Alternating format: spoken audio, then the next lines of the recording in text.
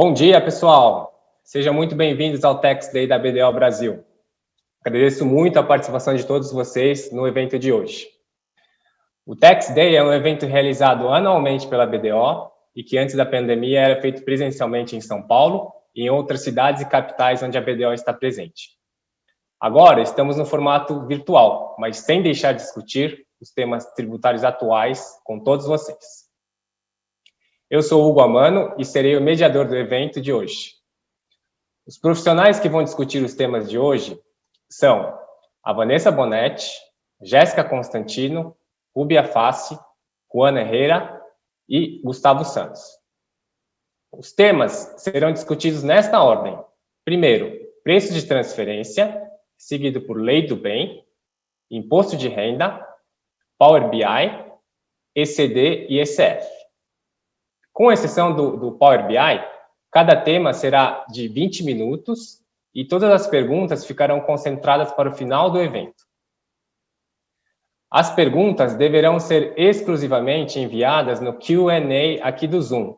Então, vocês devem estar enxergando uma janela escrito, um botão escrito Q e A.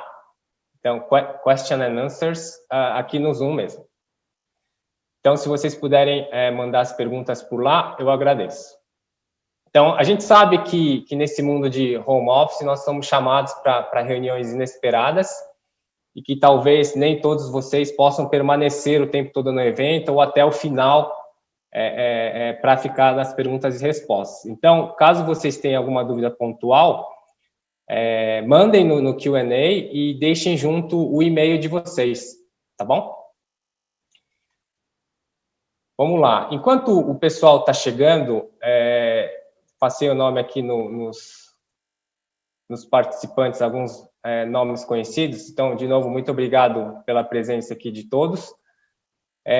Eu vou falar aqui, vou compartilhar com vocês uma rápida pesquisa.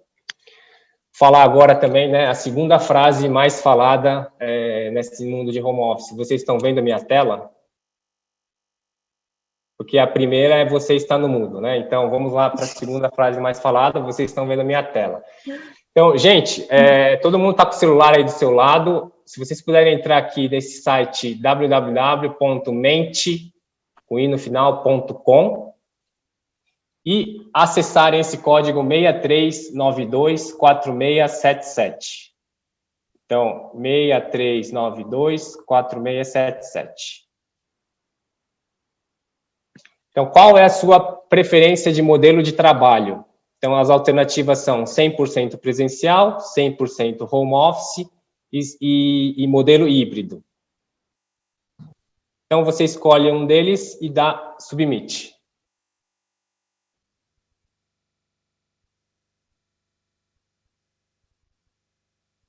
Dá um tempinho para todo mundo conseguir.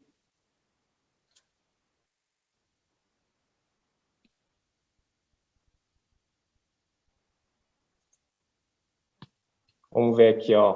Por enquanto, o modelo híbrido tá na goleada aqui, hein?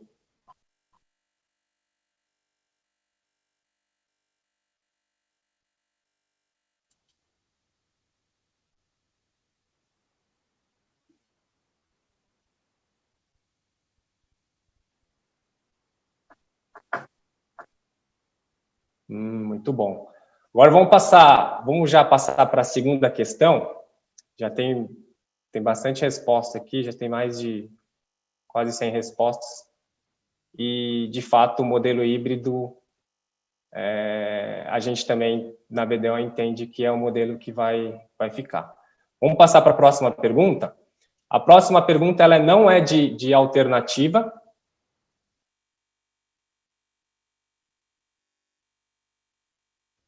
Então, assim, o que você mais sente falta no ou do trabalho presencial? Então, então vocês estão vendo a alternativa que vocês digitam, tá? Então, o ideal é vocês digitarem palavras. Então, por exemplo, bate-papo, café, os amigos, ou almoço, ou happy hour, enfim. Então, vocês podem digitar até 5 palavras que são o que você sente falta do trabalho presencial?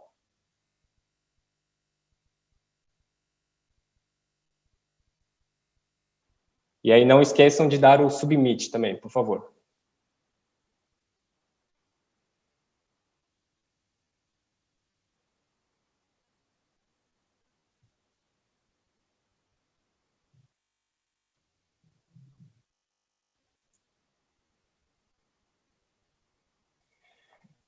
Aqui, só para vocês entenderem, quanto maior a palavra, maior a repetição da ocorrência, né? Então, por exemplo, o almoço está almoço, amigos, interação, contato com as pessoas. Estou vendo aqui que o nosso público também gosta de um happy hour, né? Também está...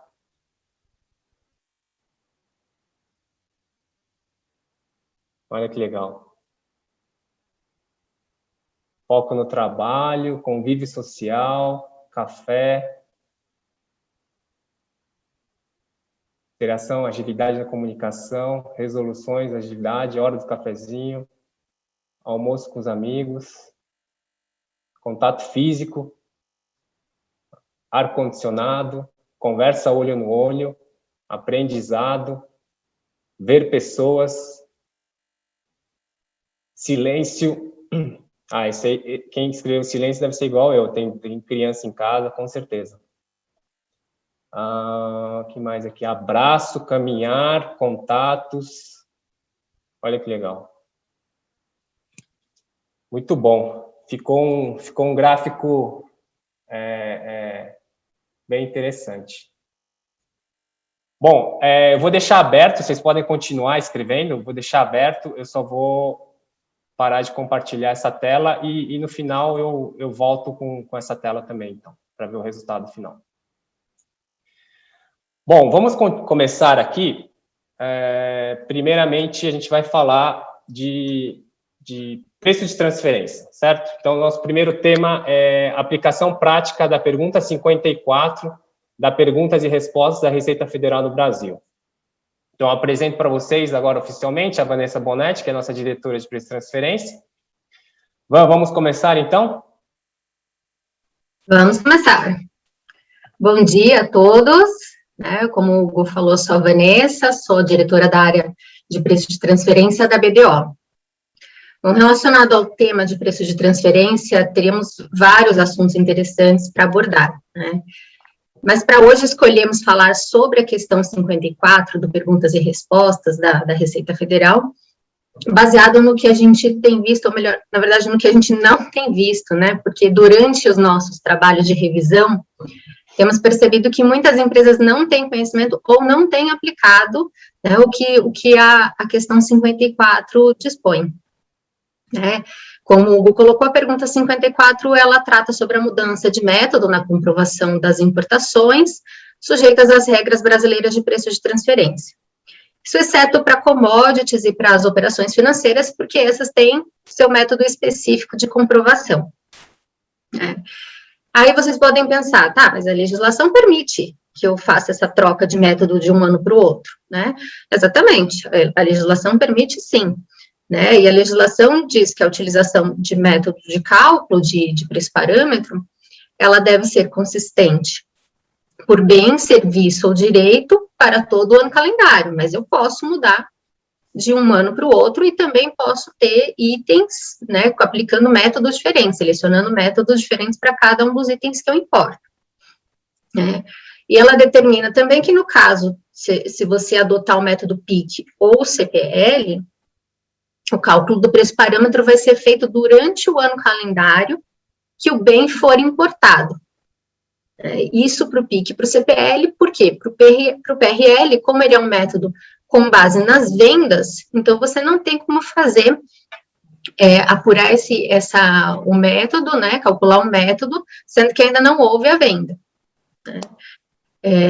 E ela também fala que na hipótese de você calcular mais de um método, porque você pode, diferente da regra internacional, você pode calcular sem uma hierarquia de método e escolher o que for mais benéfico para você.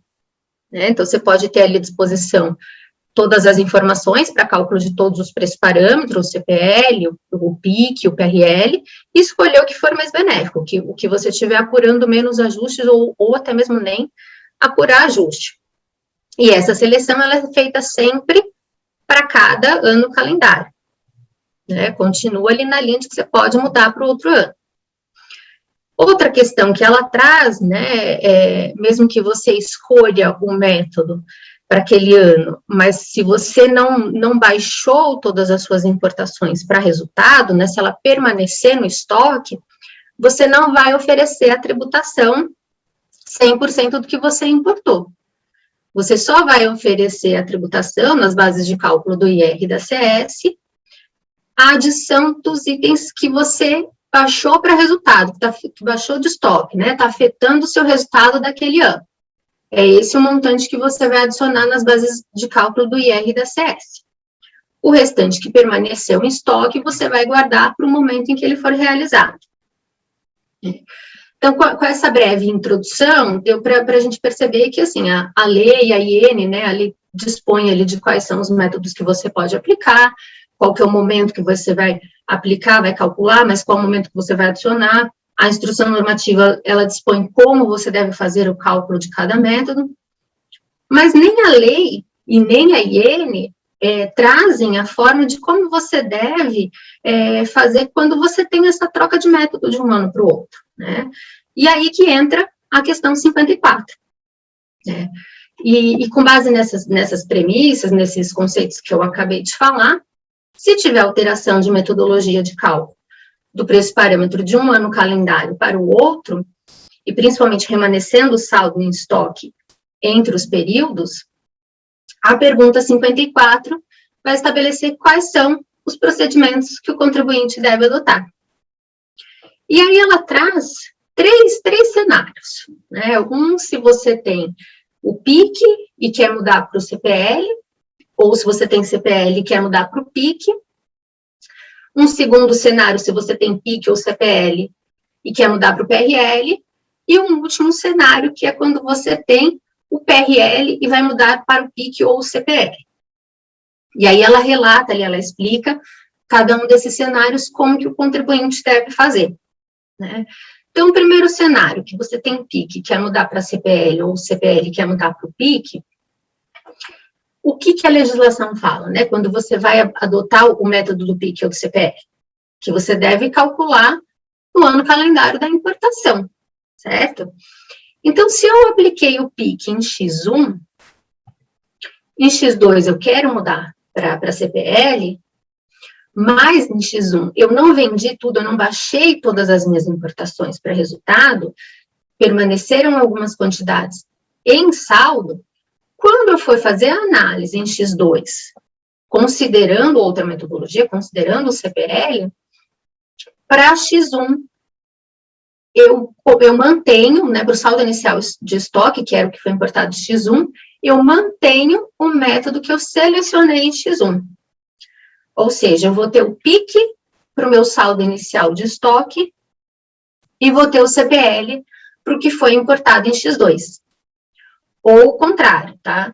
Então, se eu tinha CPL em X1, mudei para o PIC, a mesma coisa. O saldo inicial de estoque de X2, que é o que permaneceu no estoque referente às importações de X1, continua sendo adotado pelo método CPL e altero somente as importações de X2 para o PIC.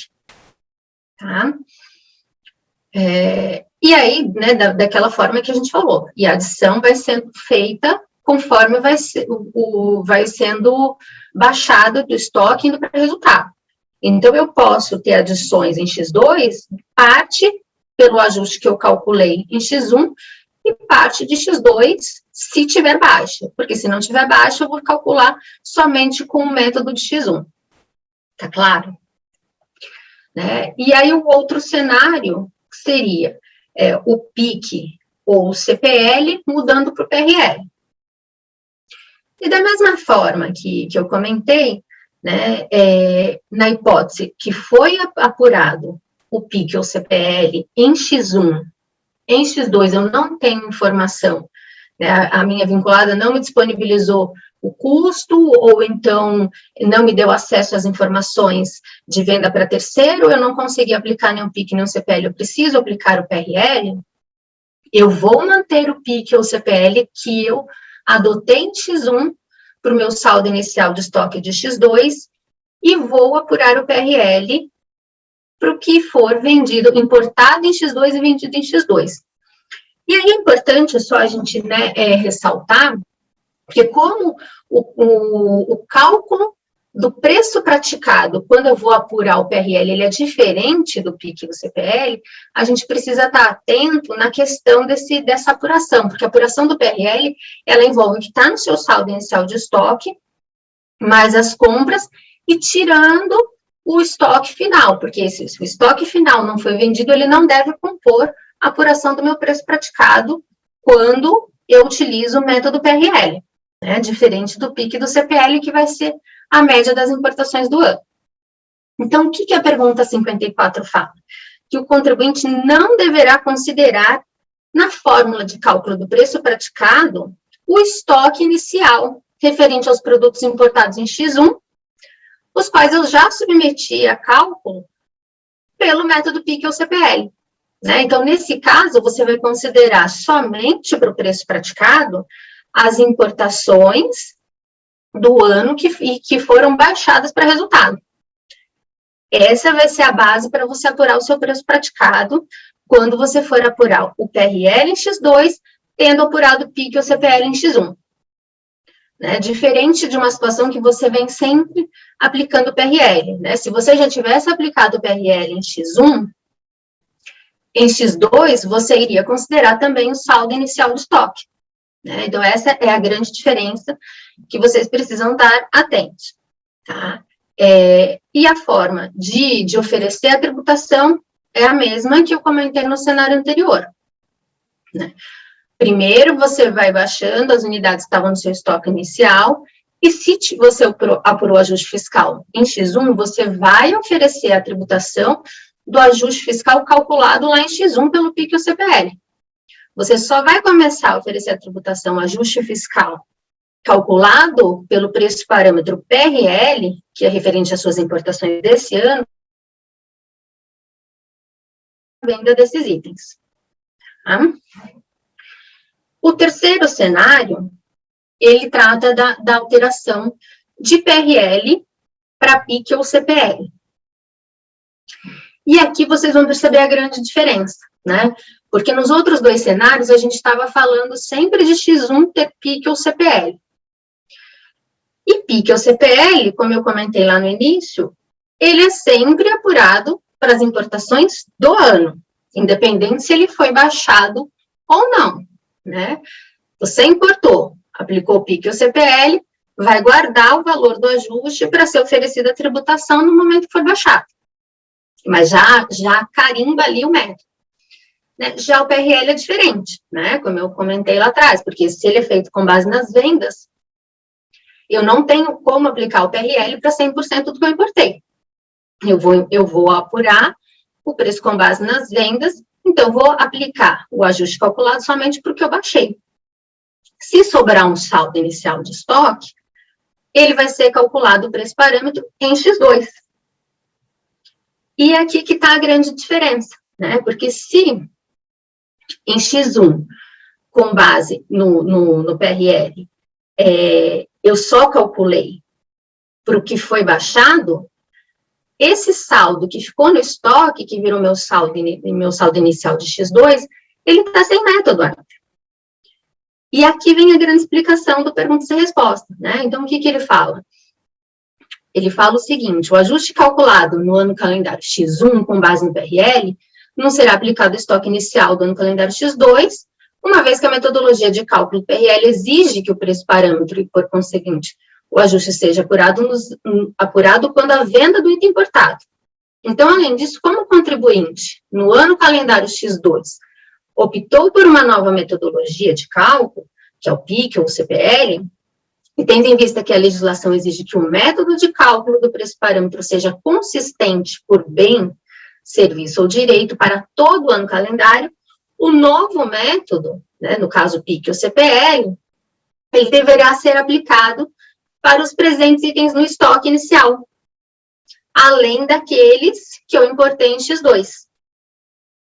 Então, aqui ele traz um cenário completamente diferente dos dois cenários anteriores que a gente comentou por conta da forma de cálculo do PRL. Tá? Então, deverá ser apurado também para os itens do estoque inicial, método PIC ou CPL. E aí, o preço praticado, nesse caso, considerando essa situação de mudança do PRL para o PIC, ele vai ser o preço médio das aquisições realizadas também no ano calendário X1. E o preço parâmetro, o contribuinte poderá calcular utilizando as operações referente ao mesmo ano calendário das respectivas importações, ou seja, as vendas de terceiro em X1, né, as operações comparáveis para apurar o PIC de X1, e também, se não houver essas importações de terceiros no ano da importação, em X1, ele pode aplicar do ano imediatamente anterior, que é o que trata a instrução normativa, né, esse é o texto exato da instrução normativa, só que a Receita, nessa pergunta 54, ela complementou dizendo que também pode ser utilizado operações do ano posterior, ou seja, seria do ano calendário X2. Então, além de utilizar somente a importação do ano, com a possibilidade de, se não tiver a importação no ano, importação de terceiro ou venda da vinculada para terceiros, você pode utilizar a informação do ano imediatamente anterior e também do ano em que você está fazendo a comprovação desses itens. Isso é o que trata a pergunta 54 e que vem um pouco diferente do que a instrução normativa 1312 fala, né? E aí, o que a gente percebe com isso, né, que a gente gostaria de chamar a atenção de vocês?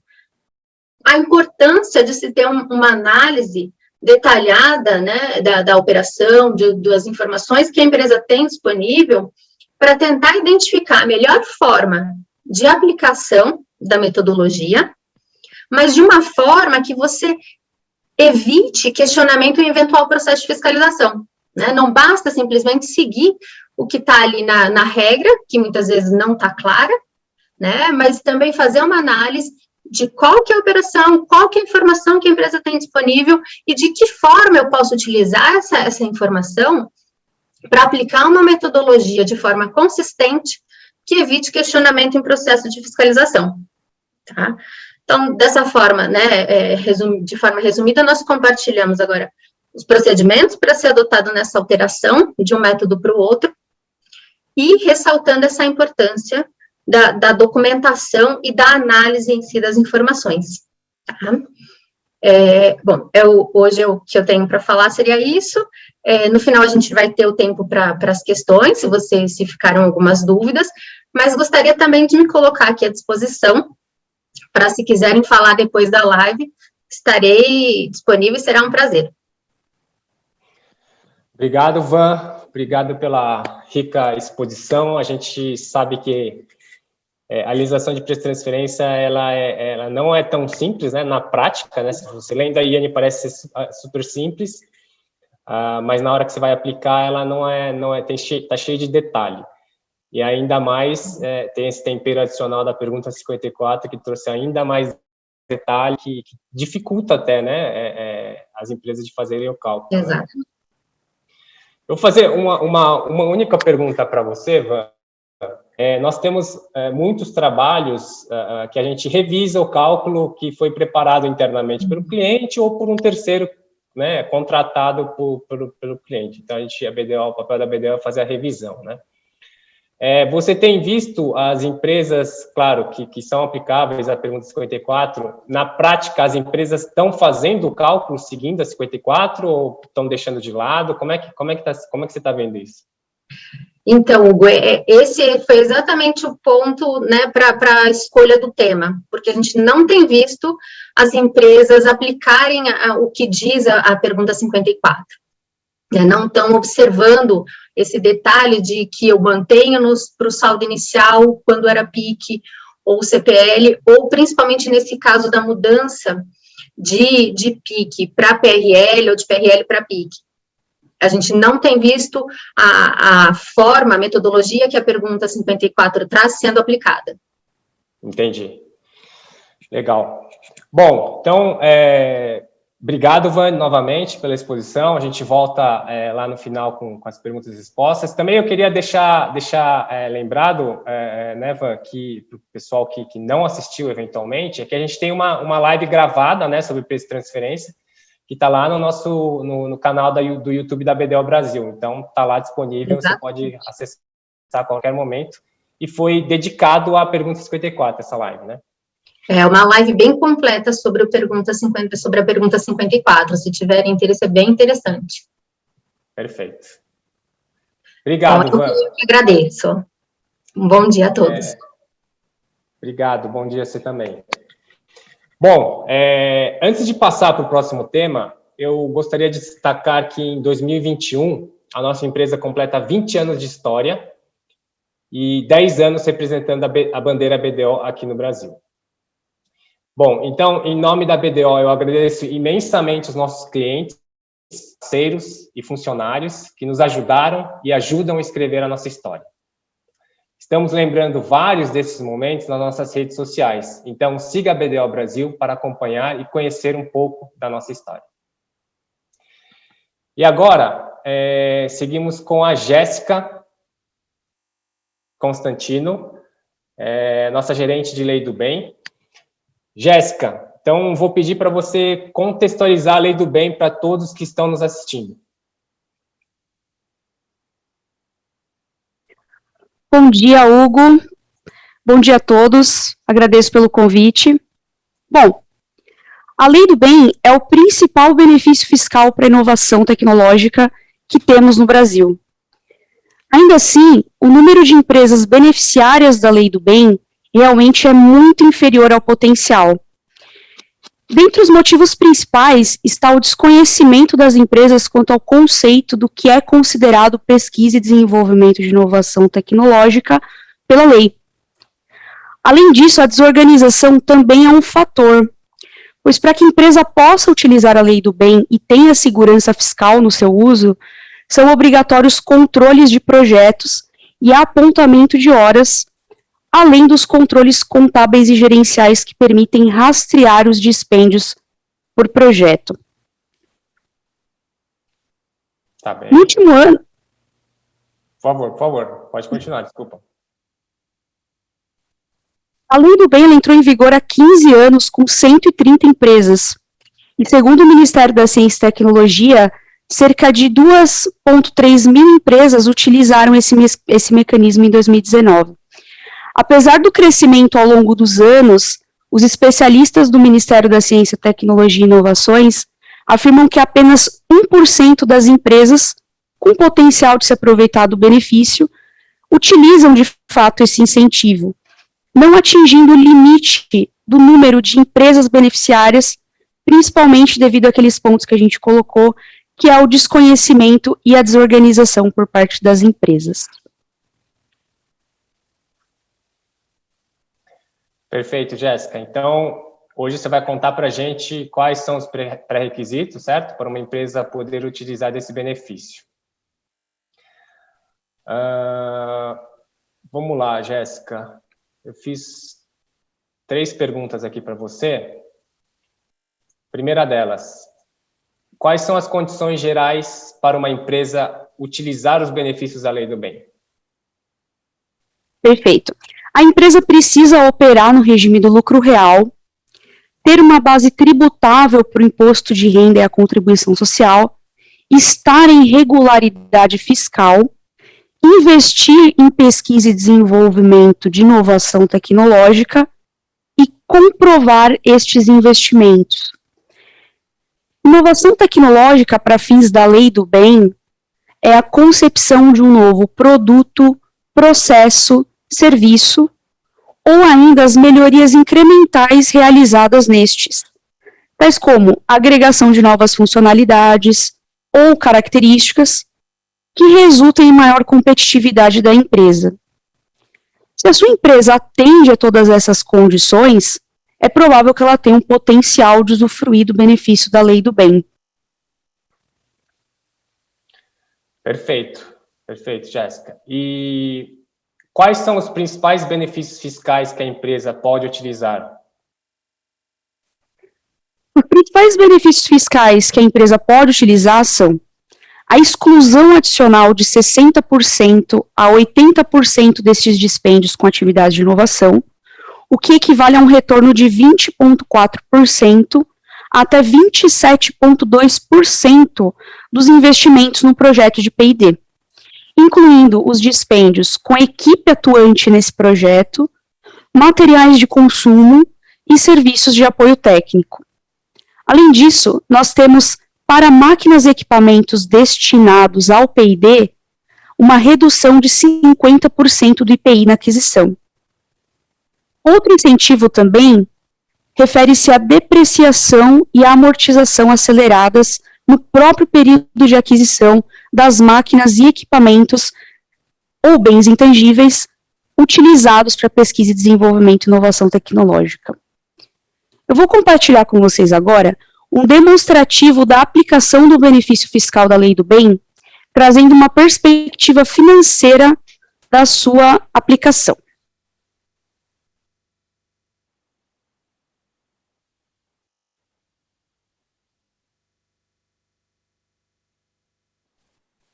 Boa. Já estamos vendo, Jéssica, tela cheia aqui.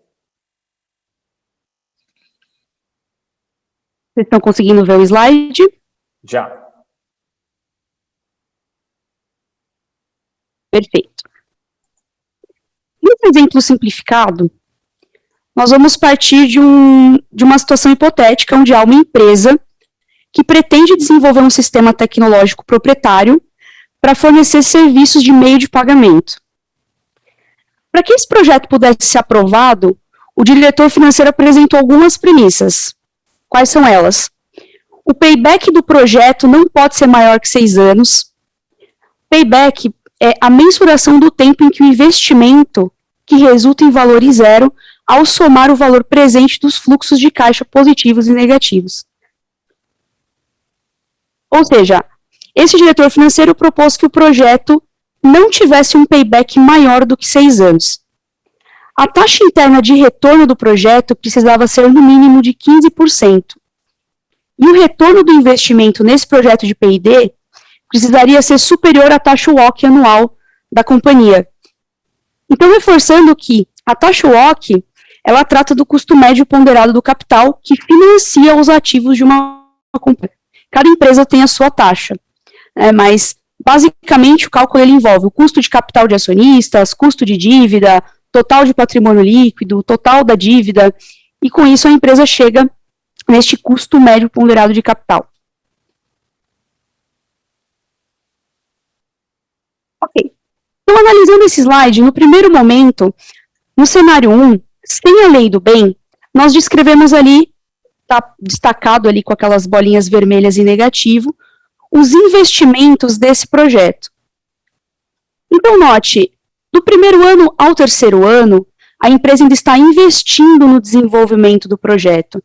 Então, de maneira bem simplificada, não tem ainda uma geração de receita para esse projeto, e como o projeto ainda não está em operação, não houve uma redução de custo. Então, no lado esquerdo, ali na coluna de investimento inicial, o fluxo do projeto que a empresa está desembolsando nesses 3 anos, nós estamos falando aí de 5,3 milhões de investimento. A partir do quarto ano, esse projeto ele entrou em operação.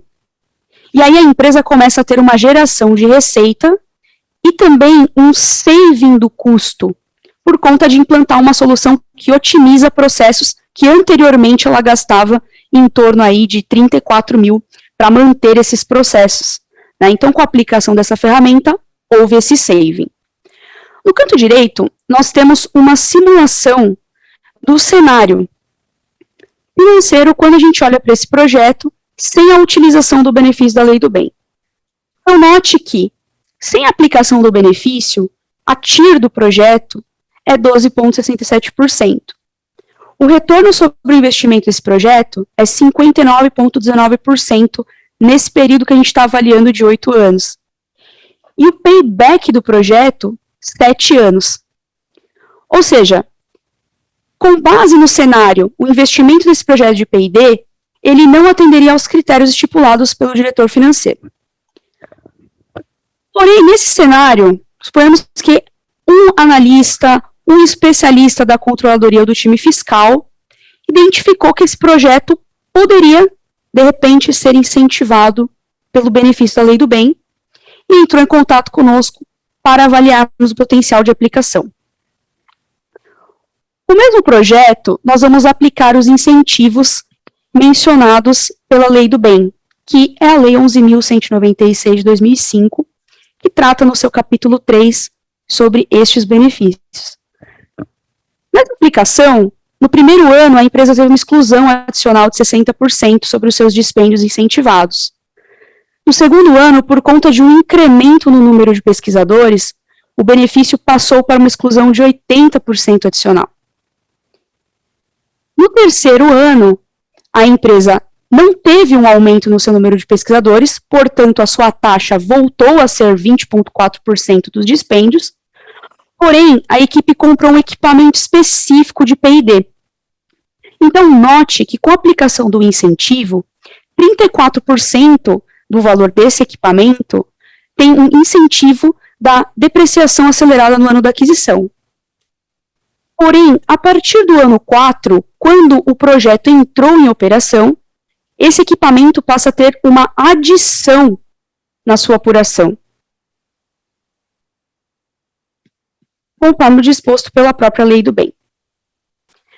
O que nós concluímos aqui é que com a Lei do Bem, o mesmo projeto ele passou a ter uma TIR de 20%, um retorno sobre investimento de 104,27% e um payback, um prazo de retorno de 6 anos. Nós concluímos que, com a utilização da Lei do Bem, esse projeto ele pode ser aprovado pela nossa diretoria financeira, pois ele atenderia aos critérios financeiros desse investimento. A conclusão é que o projeto, com a utilização da Lei do Bem, ele também é mais rentável, né? Então, essa perspectiva ela é um pouco diferente do que a gente está acostumado a enxergar. Normalmente, a gente vê da ótica fiscal, tem uma exclusão adicional ali, e a gente recupera no mínimo 20,4% dos projetos. Mas, além disso, nós otimizamos também a taxa interna desse projeto, o retorno sobre o investimento nesse projeto e o próprio payback, então o projeto se paga também em menos tempo. Muito bom. Ficou clara a importância, né, da gestão de inovação, né, dentro da empresa, como isso pode impactar no financeiro, né, como um todo, né? Ficou bem claro isso. A gente vê muitos casos também, né, Jéssica, de contratação, né, da empresa poder aumentar o quadro de funcionários na parte de inovação, pesquisa, desenvolvimento de produtos, só com esse benefício da Lei do Bem, né? Não tem um desembolso a mais. Ela vai conseguir pagar esse novo funcionário ou os novos funcionários só com o benefício que a própria empresa consegue da Lei do Bem, né? A gente vê bastante casos assim na prática também, né? Exatamente. Inclusive, o crescimento que se fala na Lei do Bem tem a possibilidade de um incremento do número de pesquisadores em relação à média do ano anterior, que é acima de 5%, a empresa já consegue utilizar a exclusão de 80%. E, às vezes, esses 5%, com a contratação de um único funcionário, a empresa já consegue ter esse incremento do benefício de 80%. Então, pode ser uma estratégia bastante relevante para a empresa, com certeza, monitorar esse potencial de incremento. Perfeito. Vamos lá, vamos seguir, Jéssica. Então, quais dicas você dá para as empresas que nunca utilizaram o benefício da Lei do Bem, mas têm interesse em começar? Então, uma vez que a empresa notifique que ela atende aos critérios mencionados, para o processo de apuração do benefício, a empresa deve levantar os projetos, né, inicialmente com as atividades do ano, e classificá-los de acordo com as atividades beneficiadas pela Lei do Bem, levantar os gastos dos projetos enquadráveis e classificar quais podem ser beneficiados, calcular o incentivo e apurar os tributos a pagar, preencher as obrigações acessórias e as prestações de contas, tais como o Form PID e a ECF, e estruturar os seus controles de projetos e também os controles contábeis. É importante reforçar que a falta da gestão do processo é um dos principais entraves para a utilização do benefício da Lei do Bem com todo o seu potencial. Por isso, eu vou comentar também aqui algumas dicas de como a empresa pode se organizar melhor para utilizar o benefício internamente. Por conta da Lei do Bem exigir uma série de controles, uma série de relatórios de rastreabilidade de dispêndio, um volume grande de documentações, nós recomendamos sempre que a empresa observe o benefício de uma perspectiva ampla. Então, o cálculo do benefício ele nunca vai ser concentrado apenas no time fiscal ou no time técnico, né? Então, apesar do benefício ele constituir uma exclusão no imposto de renda, as nossas dicas, elas incluem, primeiramente, eleja os responsáveis internos na sua empresa para conduzir a Lei do Bem. Criar processos internos e ferramentas também para a equipe responsável pelo projeto conseguir gerir estes dispêndios, realizar workshops de sensibilização para toda a empresa. E uma outra dica é sempre aproximar a equipe técnica das áreas de RH, financeira e jurídica da empresa, para que você consiga abordar o benefício da forma mais ampla, enxergando todos os seus aspectos. A BDO conta com uma equipe especializada que pode ajudar as empresas na apuração, na revisão dos benefícios fiscais relativos à PID, tais como a Lei do Bem, e além disso também Lei da Informática, Rota 2030 e demais incentivos. Perfeito. Perfeito, Jéssica. Obrigado pela apresentação, acho que ficou claro que dá para a empresa aproveitar, né? Você citou que apenas o MCTI lá falou que apenas 1% das empresas se beneficiam, né? E que tem um potencial muito grande de empresas que ainda não se aproveitam da lei. Bom, então, acho que o ponto, a mensagem que fica é que se você ou sua empresa tem condição de se beneficiar da Lei do Bem, não pode perder tempo, né? Acho que 2020, apesar de ter pouco tempo, nós estamos praticamente em maio, então tem maio, junho e julho, né? O reporte é em julho, tem pouco tempo para trabalhar, mas 2020 ainda pode ser explorado, né? Então, como a Jéssica disse, caso você tem interesse, entre em contato, não vamos deixar dinheiro parado na mesa, né? Ainda mais em ano de pandemia, ou mesmo pagar imposto de forma desnecessária. Se você pode reduzir o valor do tributo dentro da lei, dentro das regras vigentes, então por que não fazê-lo, né? Então, Jéssica, obrigado pela apresentação, e aí voltamos com você na perguntas e respostas. Ok, obrigada. Bom, agora continuando a nossa apresentação, vamos falar agora com a nossa diretora, que é a Rúbia Fassi. Ela vai falar um pouquinho sobre a tributação do IRCS, sobre o ganho decorrente da discussão do ICMS na base de cálculo do PIS e da COFINS. Bom, é um tema bem atual, a gente tem visto isso muito na prática, né, Rúbia? Exato. Então, muitas questões de clientes, então vamos lá, vamos escutar aí o que você tem para nos contar. Vamos. Olá, pessoal, bom dia a todos. A escolha do tema foi porque é um assunto que está muito em pauta, né? Então, a gente recebe muitas desse questionamento, né, dos clientes, né?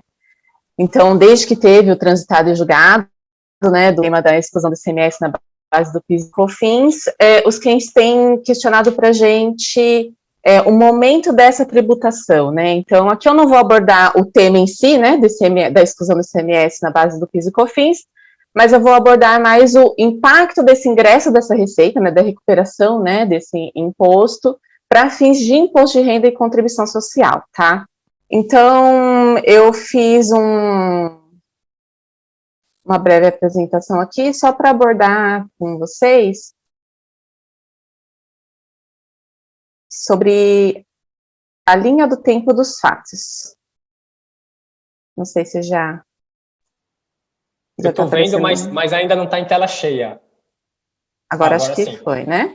Agora sim. Então, para abordar rapidamente, não pretendo me estender muito aqui, mas a gente consegue ver que, inicialmente, houve o quê? A propositura da ação. Então, nesse momento, as empresas entraram com ações individuais para pleitear esses indébitos tributários, referente a essa tese, né, que havia da exclusão do ICMS na base de cálculo do PIS e COFINS, tá? E depois, teve a decisão, né, do STF, favorável ao contribuinte, né, de uma forma de repercussão geral sobre essa não incidência, tá? Então, o que isso quer dizer, né? Tinham muitas ações referentes ao mesmo tema, então o STF falou, olha, vou jogar apenas um tema, então todas as causas, né, das instâncias inferiores sobre casos idênticos têm esse mesmo julgamento, tá? Então, esse foi um fato importante, né, que aí deu um andamento, né, pro processo, né, e aí começou a ter os transitados e julgados da ação individual sobre as causas, né. E aí, nesse momento, as empresas, elas tiveram 2 caminhos aí a percorrer, né. O que a gente vê, assim, que saem todos os nossos clientes, né, então eu não presenciei outros, né, é o caminho da compensação administrativa, né, então o contribuinte, ele entra com o pedido de habilitação do crédito, tá, e aí ele vai realizando pedidos de compensação mediante esse número de habilitação, então ele formaliza PERDICOMPs, né, para compensar tributos federais, de uma maneira geral, mas também tem a opção da restituição judicial, né, que eu apresento aqui, que é a emissão de precatórios, né, então você tem o precatório para você poder receber essa restituição do governo. Mas o que a gente vê, acho que pelo menos eu só acompanhei os casos do pedido de compensação, que é a habilitação do crédito, tá? E aí foi nesse momento aqui que eu estou apresentando para vocês do transitado e julgado, né, que as empresas começaram a procurar bastante a gente para saber sobre os impactos tributários, né, e contábeis e tributários dessa ação, tá? Então, vamos lá. Não tem como se falar de imposto de renda, né, sem se falar um pouquinho de contabilidade, né, então, logo que a gente parte, né, de um lucro contábil ajustado para apurar um lucro real, né. Então, quando as empresas entraram com essas causas, elas não tinham esse ativo registrado, né, porque eu não posso registrar um contencioso ativo, né, então, só que a partir do momento que houver os transitados e julgados, as empresas começaram a registrar esses valores dessas causas contabilmente, tá?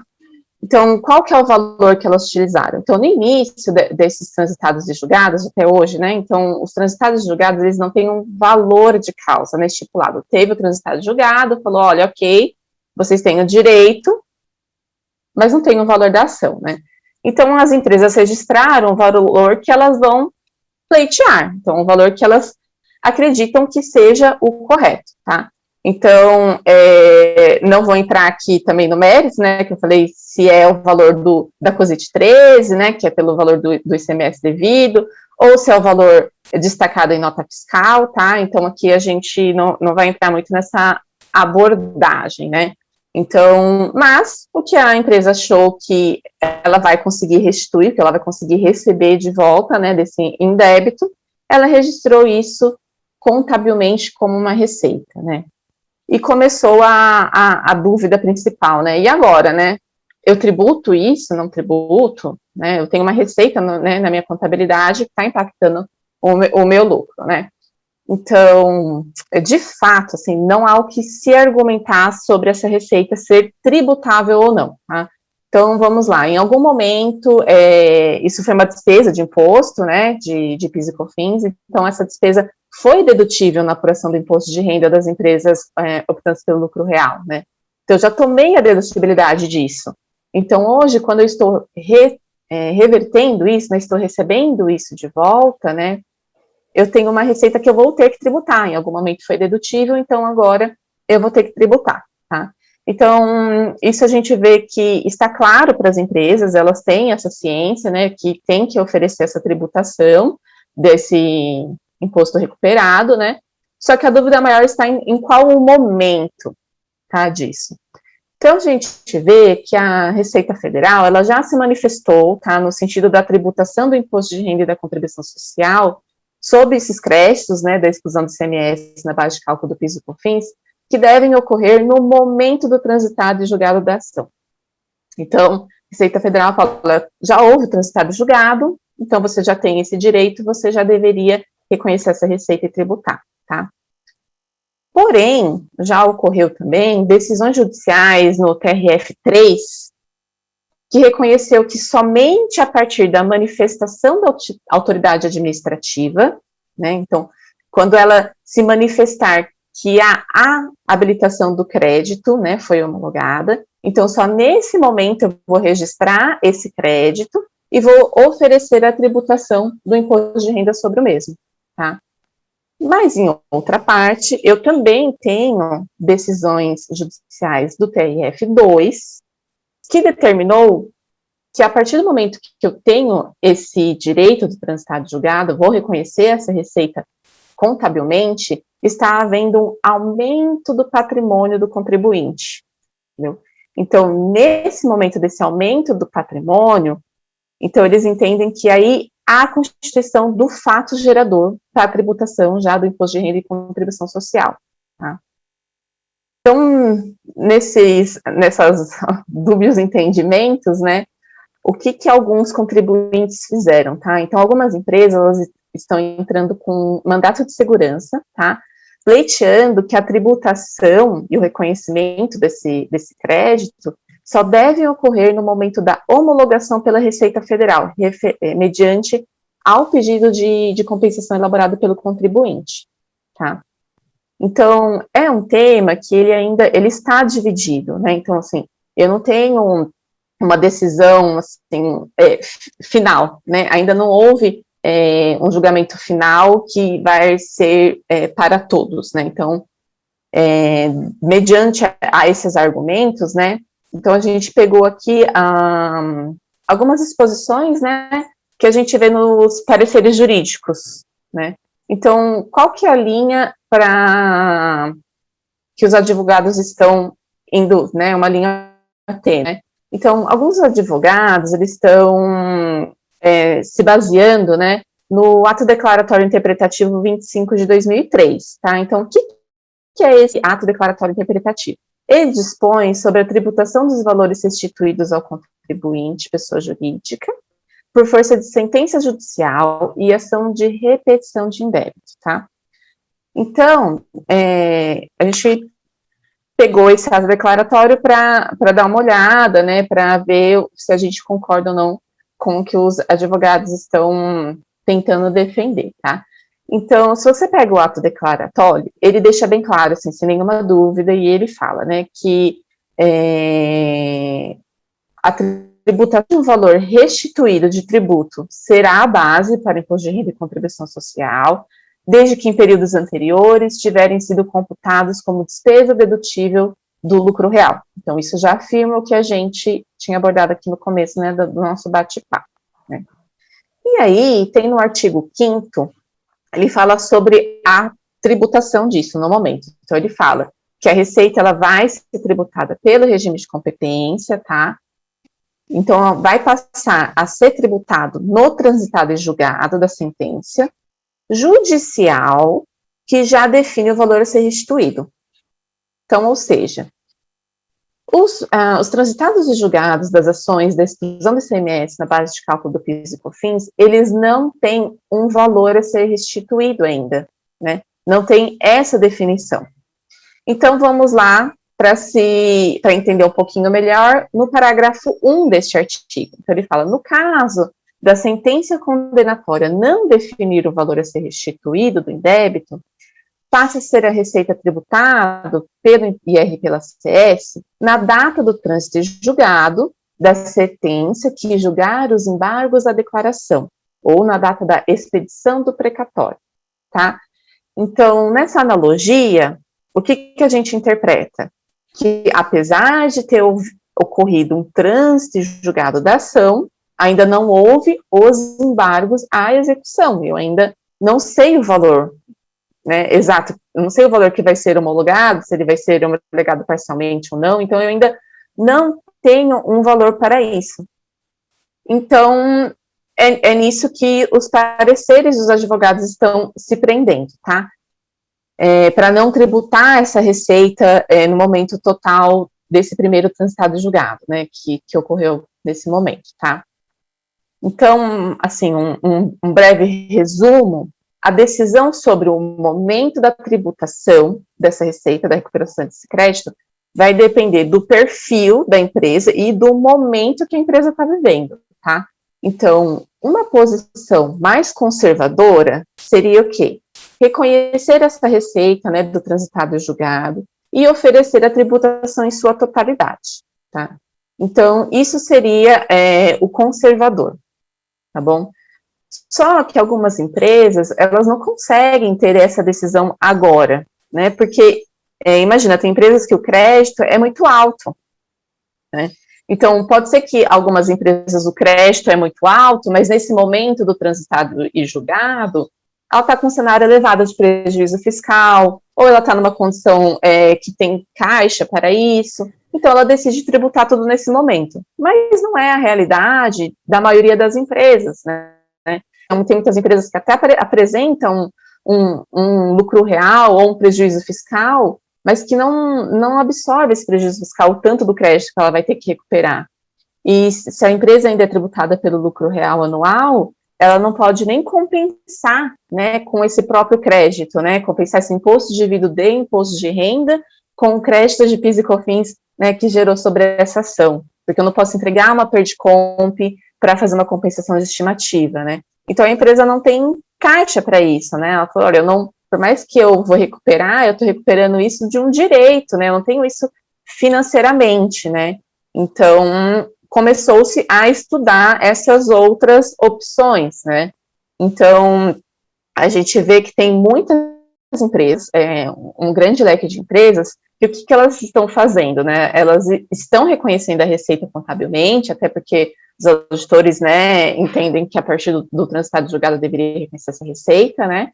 Então, elas reconhecem essa receita contabilmente, realiza a exclusão dessa receita na apuração do imposto de renda, controla isso na parte B do LALUR, e aí, em que momento ela oferece a tributação? Conforme ela pega e transmite para a Receita Federal esses pedidos de compensação dos impostos, ela vai adicionando isso na apuração do imposto de renda, né? Então, ela vai baixando a parte B do LALUR, porque ela vai adicionando isso e oferecendo a tributação, tá? Então, o que a empresa interpreta? Olha, então, nesse momento que eu estou compensando o meu imposto, eu tive a disponibilidade econômica e jurídica daquele direito, tá? Então, eu já vou oferecer a tributação nesse momento. Mas também há empresas que reconhecem a receita, tá? E contabilmente, exclui isso do valor, controla em parte B, e não realiza a tributação até que o pedido de habilitação seja homologado, até que eu tenha a certeza desse valor que eu vou recuperar, tá? E aí isso fica lá na parte B até o momento que sair esse pedido de homologação, tá? Nas duas hipóteses, a empresa vai ter que constituir um passivo fiscal diferido, né? Imagina, ela vai ter uma receita, né, afetando as suas demonstrações contábeis, que se ela excluiu da apuração, não tributou, eu não vou ter um impacto tributário sobre ela, né? Então, isso é uma coisa que eu tenho que tributar futuramente. Então, se constitui um passivo fiscal diferido sobre esses créditos, né? Então, a gente pode olhar o tema sobre dois olhares, né, duas visões. Então, vamos olhar, né, pelo olhar do auditor, né, o auditor independente que está indo lá na sua empresa, né. Então, o auditor independente, ele sempre vai entender que há risco tributário, se você não tributar o total dessa receita já no trânsito julgado, tá? E aí, provavelmente, ele vai te pedir um parecer jurídico, né, um estudo ou um mandato de segurança, se sua empresa entrou com um mandato de segurança, né, para entender se aquilo vai impactar a opinião dele ou não. Mas o risco tributário, ele existe, só tem que entender se ele é aceitável ou não para fins das demonstrações, tá?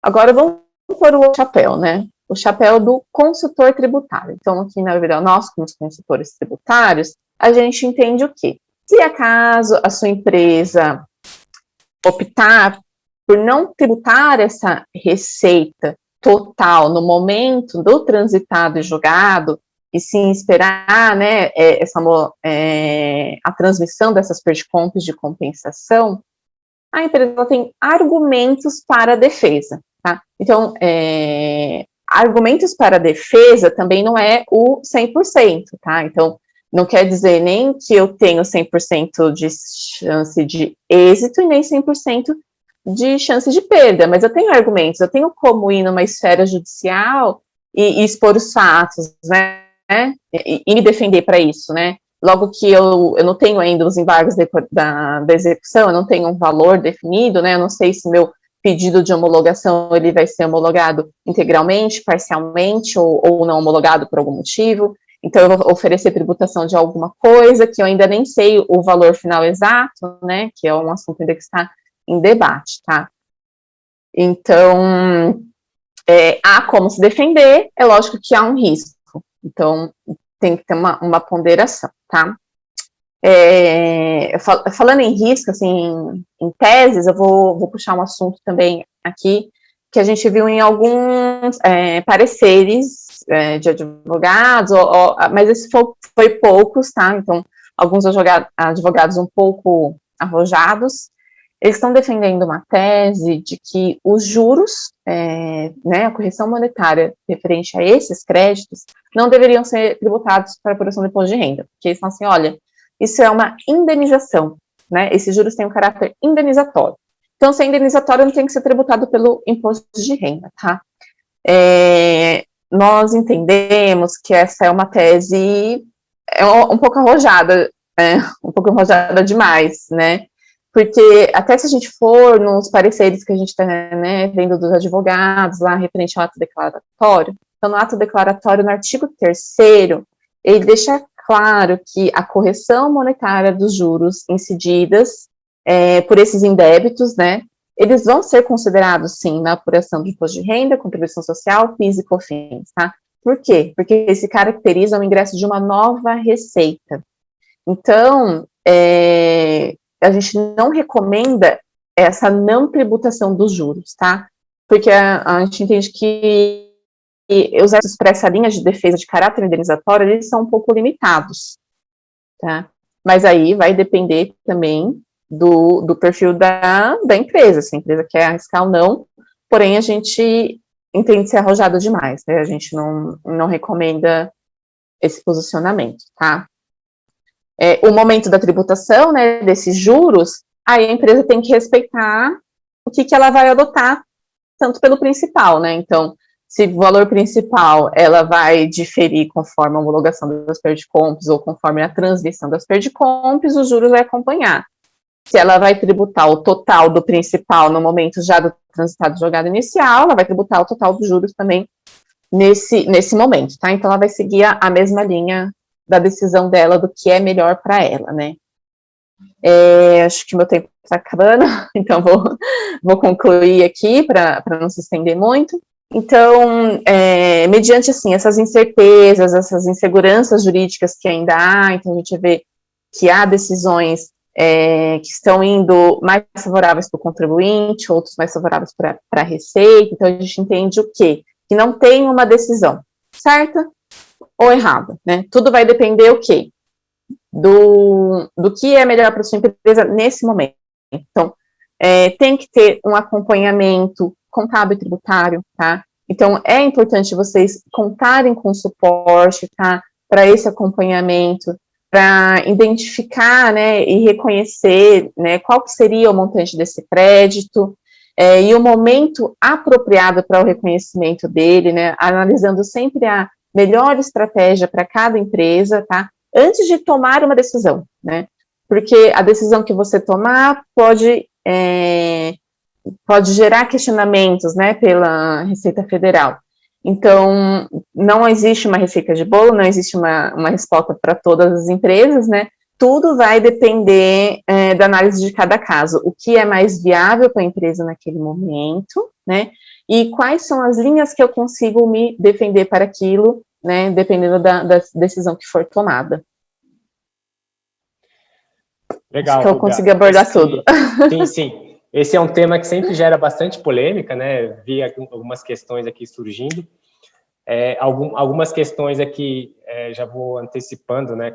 Que não são ligados diretamente, porque, lógico, o tema é ICMS na base de cálculo do PIS e da COFINS, mas nós somos especialistas no imposto de renda, né? Então, no momento de tributação do imposto de renda, tá? Eu vi algumas perguntas aqui se o ICMS, qual que seria a nossa opinião e tal. Então, eu já dando um spoiler, eu ia falar isso no final, mas dando um pequeno spoiler, a gente vai ter tax days ou eventos similares a esse, de temas sobre tributos indiretos, trabalhista e previdenciário, e aí, com certeza, ICMS na base de PIS e COFINS é um dos temas que eu vou sugerir para o time de indiretos estar abordando também, tá? Porque eu sei que eles estão fazendo muito trabalho em cima disso, então eles têm bastante conhecimento aí de como é que está sendo feito no mercado, tá bom? Mas, Súbia, obrigado pela explicação, e aí a gente volta no perguntas e respostas, tá? Tá bom. Obrigada, Hugo. Obrigado. Bom, agora a gente vai... antes de entrar para o tema de ECD e ECF, eu vou falar um pouquinho sobre a ferramenta do Power BI. Então, o Power BI é uma ferramenta que a BDO usa internamente para os seus relatórios gerenciais, gerentes, sócios, diretores, enfim. A gente utiliza internamente para gestão de projeto, gestão de contas a receber, enfim, vendas. E também estamos utilizando o Power BI na parte de imposto de renda, na aplicação para alguns dos nossos clientes. Então, a gente desenvolveu alguns painéis que eu vou apresentar rapidamente aqui. Então, junto com o time de tributos diretos e alguns clientes.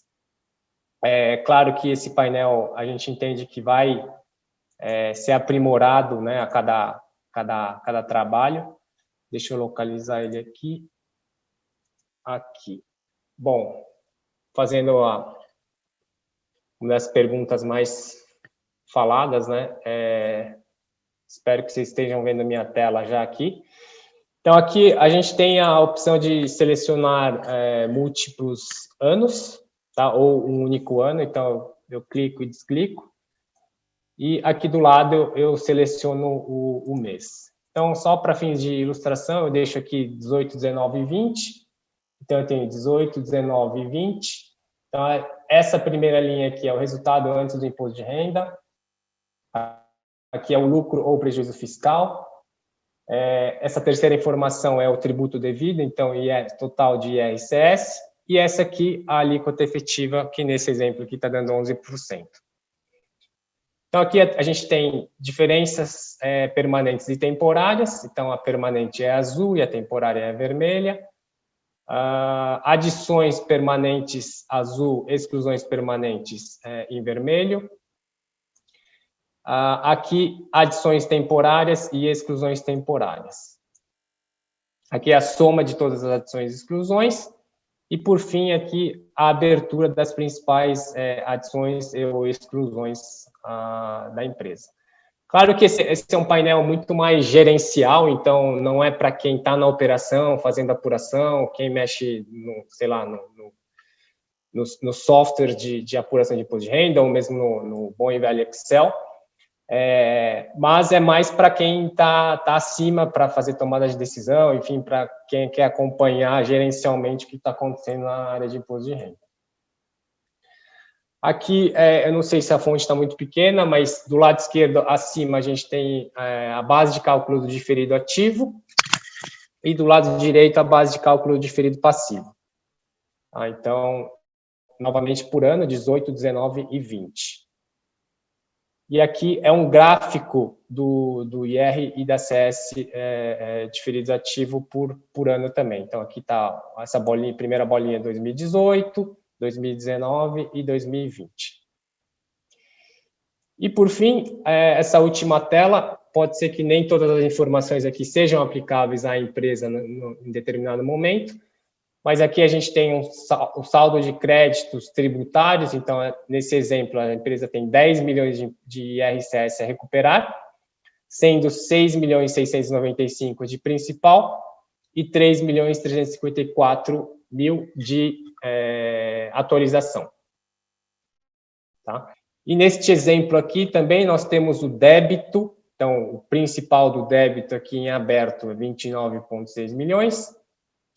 Aí a contingência mínima, né, calculando com multa de 20%, 37 milhões.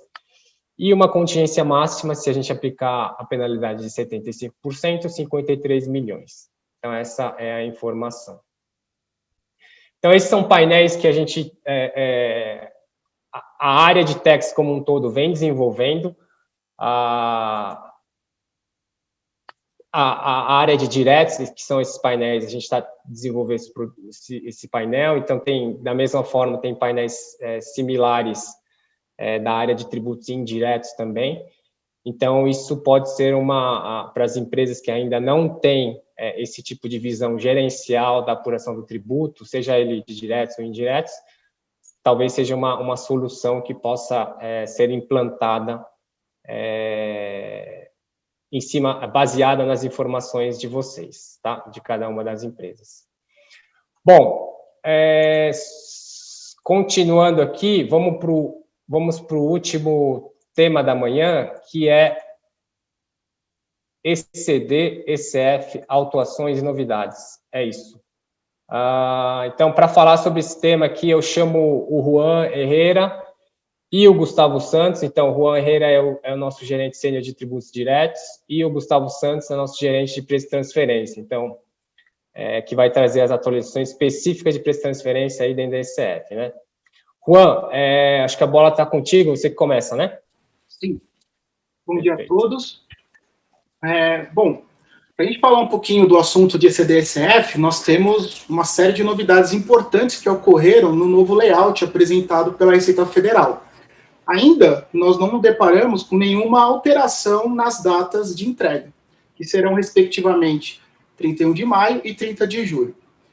Ocorre que qualquer novidade sobre as datas ou qualquer alteração, até porque a gente acredita que poderá sim haver alterações, porque até mesmo o imposto de renda da pessoa física também seguiu essa prorrogação de prazo, mas fiquem atentos, porque nós enviaremos para todos através do BDO Business. Um ponto importante que nós percebemos agora nas alterações do layout, sobretudo da ECD, é uma intensificação nas regras de validação, com o objetivo de minimizar erros de validação dentro do PVA da ECF. Tendo em vista que muito dos ajustes, eles não davam erro na ECD, porém, uma vez ele sendo carregado na ECF, já gerava-se erros. Qual é a primeira grande novidade? Foi a criação dos registros C050, C051 e C052, que nada mais é do que a própria validação da ECD do ano calendário anterior. Então, o C050, ele representa o plano de contas da circulante. Um saldo credor, por exemplo, duplicatas descontadas. Essas duplicatas descontadas, ela tinha uma referencial no passivo circulante. Dessa forma, se a sua empresa ela ainda apresenta esse tipo de inconsistência, você precisa corrigir, porque no layout 9 ele vai ser admitido como erro. Ele não vai admitir que um grupo de contas do ativo seja feita a classificação para uma conta referencial do passivo, por exemplo, no caso de duplicados descontados. Então, até o layout 8 ele era admitido, no layout 9 isso não aconteceu. Um outro erro comum que a gente acaba percebendo também é uma confusão de naturezas do passivo e do patrimônio líquido. Logo, a nossa recomendação é a revisão antes da validação, que suba realmente na ECF e verifique se os códigos de natureza do I50, do plano de contas da empresa, eles são compatíveis com as respectivas contas referenciais vinculadas. Uma outra novidade refere-se a transferências dos saldos de planos de conta anterior, que acontece no I-157. É o depara que ocorre na mudança de plano de contas. Essa inclusão de regra de validação, ele vai comparar a natureza da conta da ECD.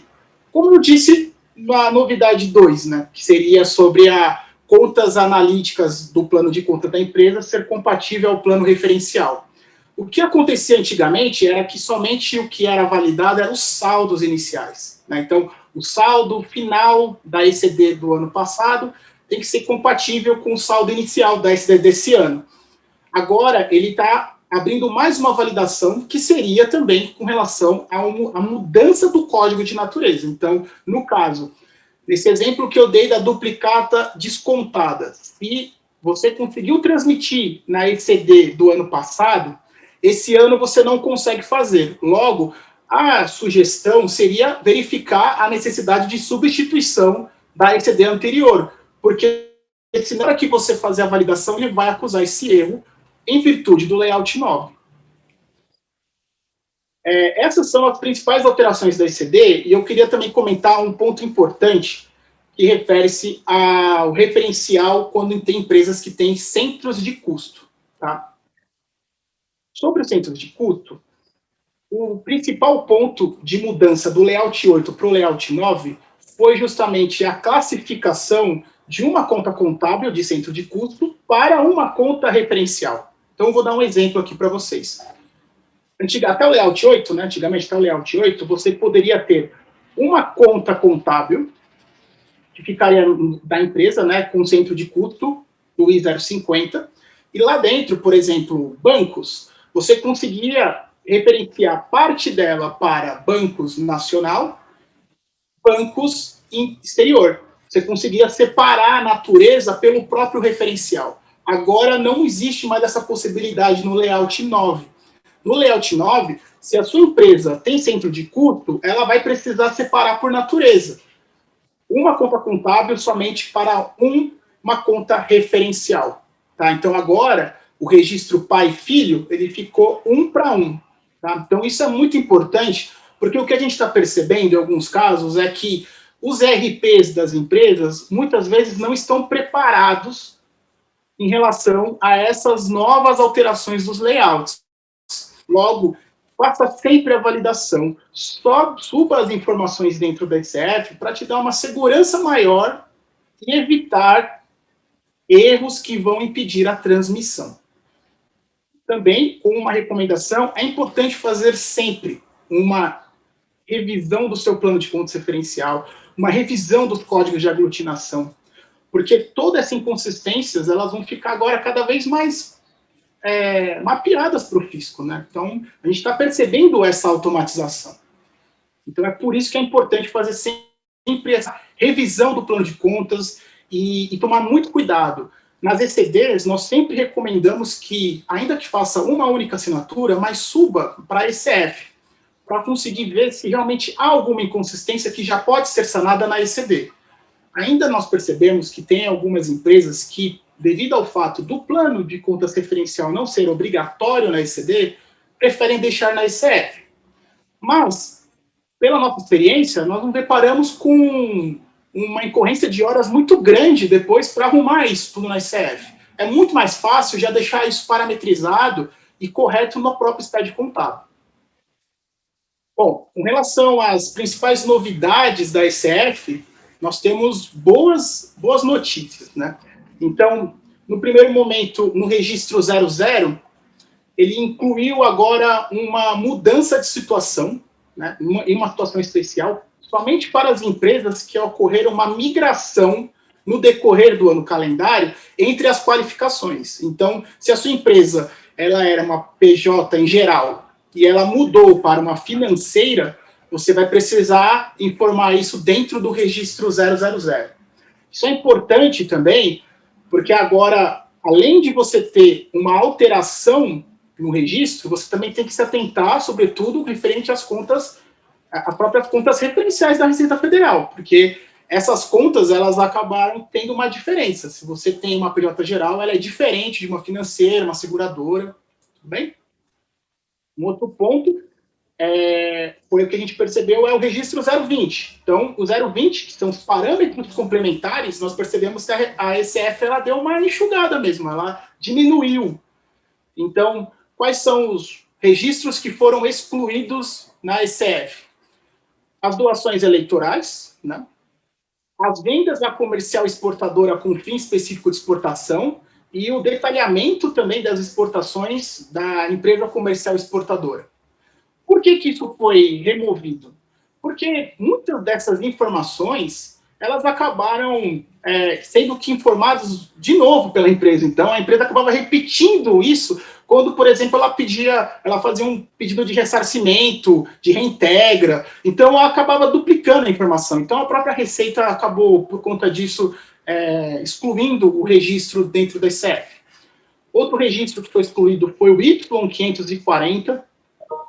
Esse registro, ele já foi base, e ele ainda é, tá? Então, sobretudo até o ano passado, o que nós percebemos é uma constante solicitação de termos de intimação por parte da Receita e pedidos de esclarecimento, justamente para informar determinadas inconsistências que gera, tanto na declaração da ECF, quanto o SPED contábil, na receita líquida, e o FD contribuições. Então, até esse ano, até o ano passado, é comum vocês encontrarem esse tipo de intimação. Então, o que a gente está percebendo agora é que, se acontecer essa validação, ela vai acontecer simplesmente pela ECD, que já tem a receita líquida, versus FD contribuições. Um outro assunto também que acabou diminuindo o registro foi as informações dos optantes pelo PAES, e o registro Y671, que eram aquelas outras informações, né? Ele já é algo que já veio da DIPJ, e, sobretudo, lá tinha informações como, por exemplo, venda e baixa do imobilizado. Tá? Sobre o registro X280, nós tivemos validações importantes e mudanças bem interessantes. A primeira, foi incluído as empresas que acabam tendo operações sujeitas ao benefício do lucro da exploração. No registro X280, precisaria agora informar se é Sudan, Sudene, ou outros, né, se for ProUni ou PADIS, né, para as indústrias de semicondutores. Vai precisar informar o CNPJ do estabelecimento, o código do NCM do produto que foi sujeito à isenção, o valor da receita líquida e o valor da isenção-redução. Logo, nós enxergamos principalmente dois cruzamentos que o programa vai gerar em relação a outros registros dentro da ECF. A primeira, o L300, que é justamente o balanço referencial referente à receita líquida, ele vai cruzar a receita líquida incentivada, e o N600, que lá é justamente o cálculo da isenção ou redução decorrente do lucro da exploração. Um outro ponto importante é o Y720. O Y720, ele é um registro obrigatório para empresas que entregam em atraso. Até o ano passado, somente obrigatório para as empresas tributadas pelo lucro real. Para esse ano, a obrigatoriedade é para todas. Então, se a sua empresa é lucro presumido, ela entregou atraso, esse registro ele é obrigatório. E foi incluído duas informações importantes. A primeira, se houve uma intimação da Receita Federal para entrega da ECF, dessa ECF que está sendo entregue em atraso, e o outro campo refere-se se a transmissão dessa ECF está dentro do prazo de intimação. Tá? Então, baseado nisso é que é feito o cálculo da multa, por conta de atraso da obrigação acessória. Para finalizar, eu queria comentar dois casos de inconsistências que são muito recorrentes entre ECDs e ECFs. Então, o primeiro caso, eu já até falei um pouquinho na minha explanação, que seria do Y540. Então, o que nós nos deparamos é justamente um termo de intimação e um cruzamento eletrônico. Um SPED contábil na minha receita, total da minha receita auferida no ano, receita líquida, EFD contribuições. Lembrando que no EFD contribuições, você vai ter um campo não só para as receitas tributadas pelo PIS/COFINS, mas também vai ter um campo para as não tributadas. Então, ele consegue fazer o cruzamento dessas consistências que são entregues mensalmente. E o Y540, que seria a receita líquida por estabelecimento. Então, a receita ela acaba cruzando essas três obrigações acessórias e ela informa qual está errado, né? Porque ele já enxerga essa inconsistência, ele abre um prazo para retificação. O ponto é, isso a gente percebe que isso ainda está no sentido de uma insegurança, porque isso fica muito a cargo do fiscal. Tem fiscal que ele já aceita uma retificação e não aplica nenhuma multa. Mas nós já nos deparamos deles aceitarem e a aplicação da multa. Ele fala, não, está correto, mas você já justificou que houve uma omissão, inexatidão, incorreção, logo aplicarei a multa de 3%. Um outro caso é com relação aos controles de diferenças temporárias das ECFs. Muitas vezes, a gente percebe que o efeito acumulado que vem no LAUR e no LACS, na parte B, eles não são ajustados na competência correta. Logo, vou dar um exemplo aqui. Você tem uma provisão, e essa provisão não foi ajustada na parte B do LAUR e do LACS de forma adequada, você não consegue rastreabilizar isso no momento em que ocorre a reversão e você for excluir. Ainda que a empresa tenha adicionado isso, mas se ela não fez essa rastreabilidade na parte B, a Receita Federal, na hora que ela for validar essa exclusão, ela vai questionar em qual momento isso foi adicionado. E o que nós percebemos também é, se ela não enxerga essa rastreabilidade, aonde ela está pedindo uma conciliação com o fiscal, pela parte B do ECF, e pela movimentação contábil, em que isso tenha necessariamente que impactar o resultado da empresa, nós nos deparamos com aplicação de multa. E aí, no caso, seria tanto no LALUR quanto no LACS.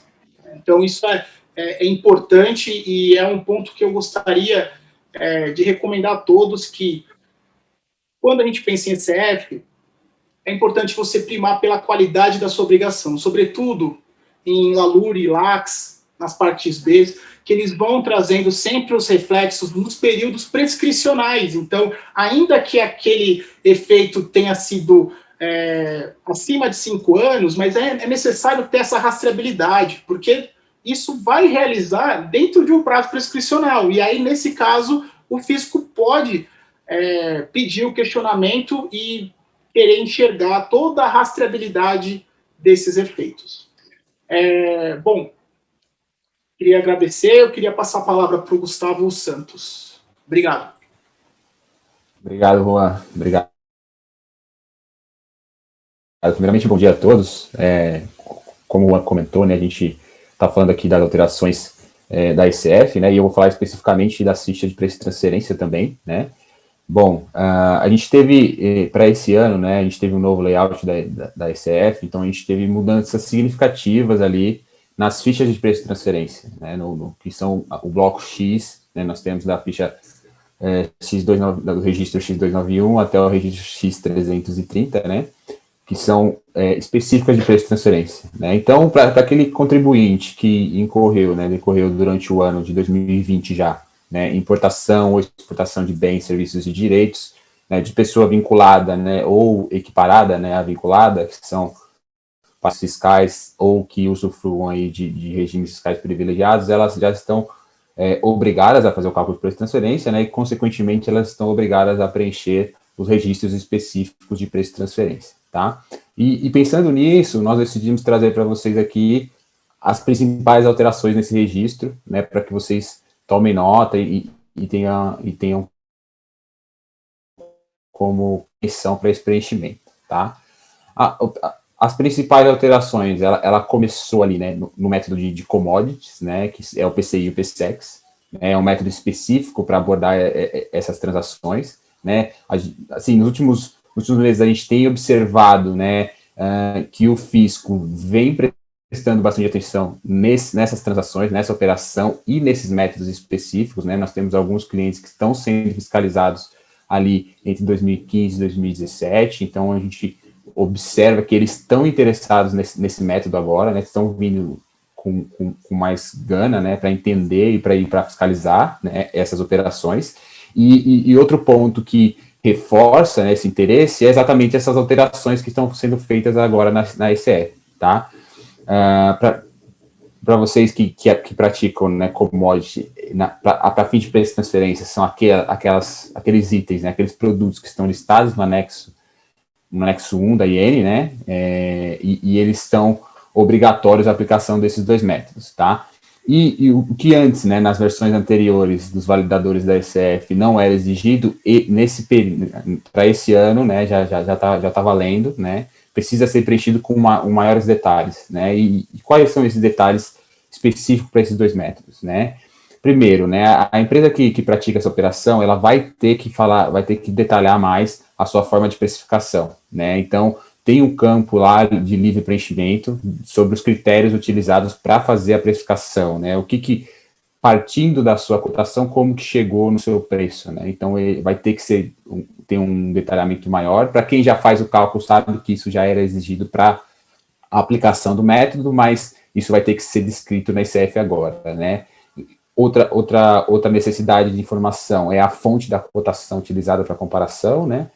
A bolsa, né, que foi utilizada de mercados futuros, né, que a legislação ela define no anexo 2, né, essas bolsas, e também, ou o instituto de pesquisa que a empresa utilizou, né, para a partida da comparabilidade, né, elas têm um código específico que vai ter que ser informado isso na sua ECF, tá?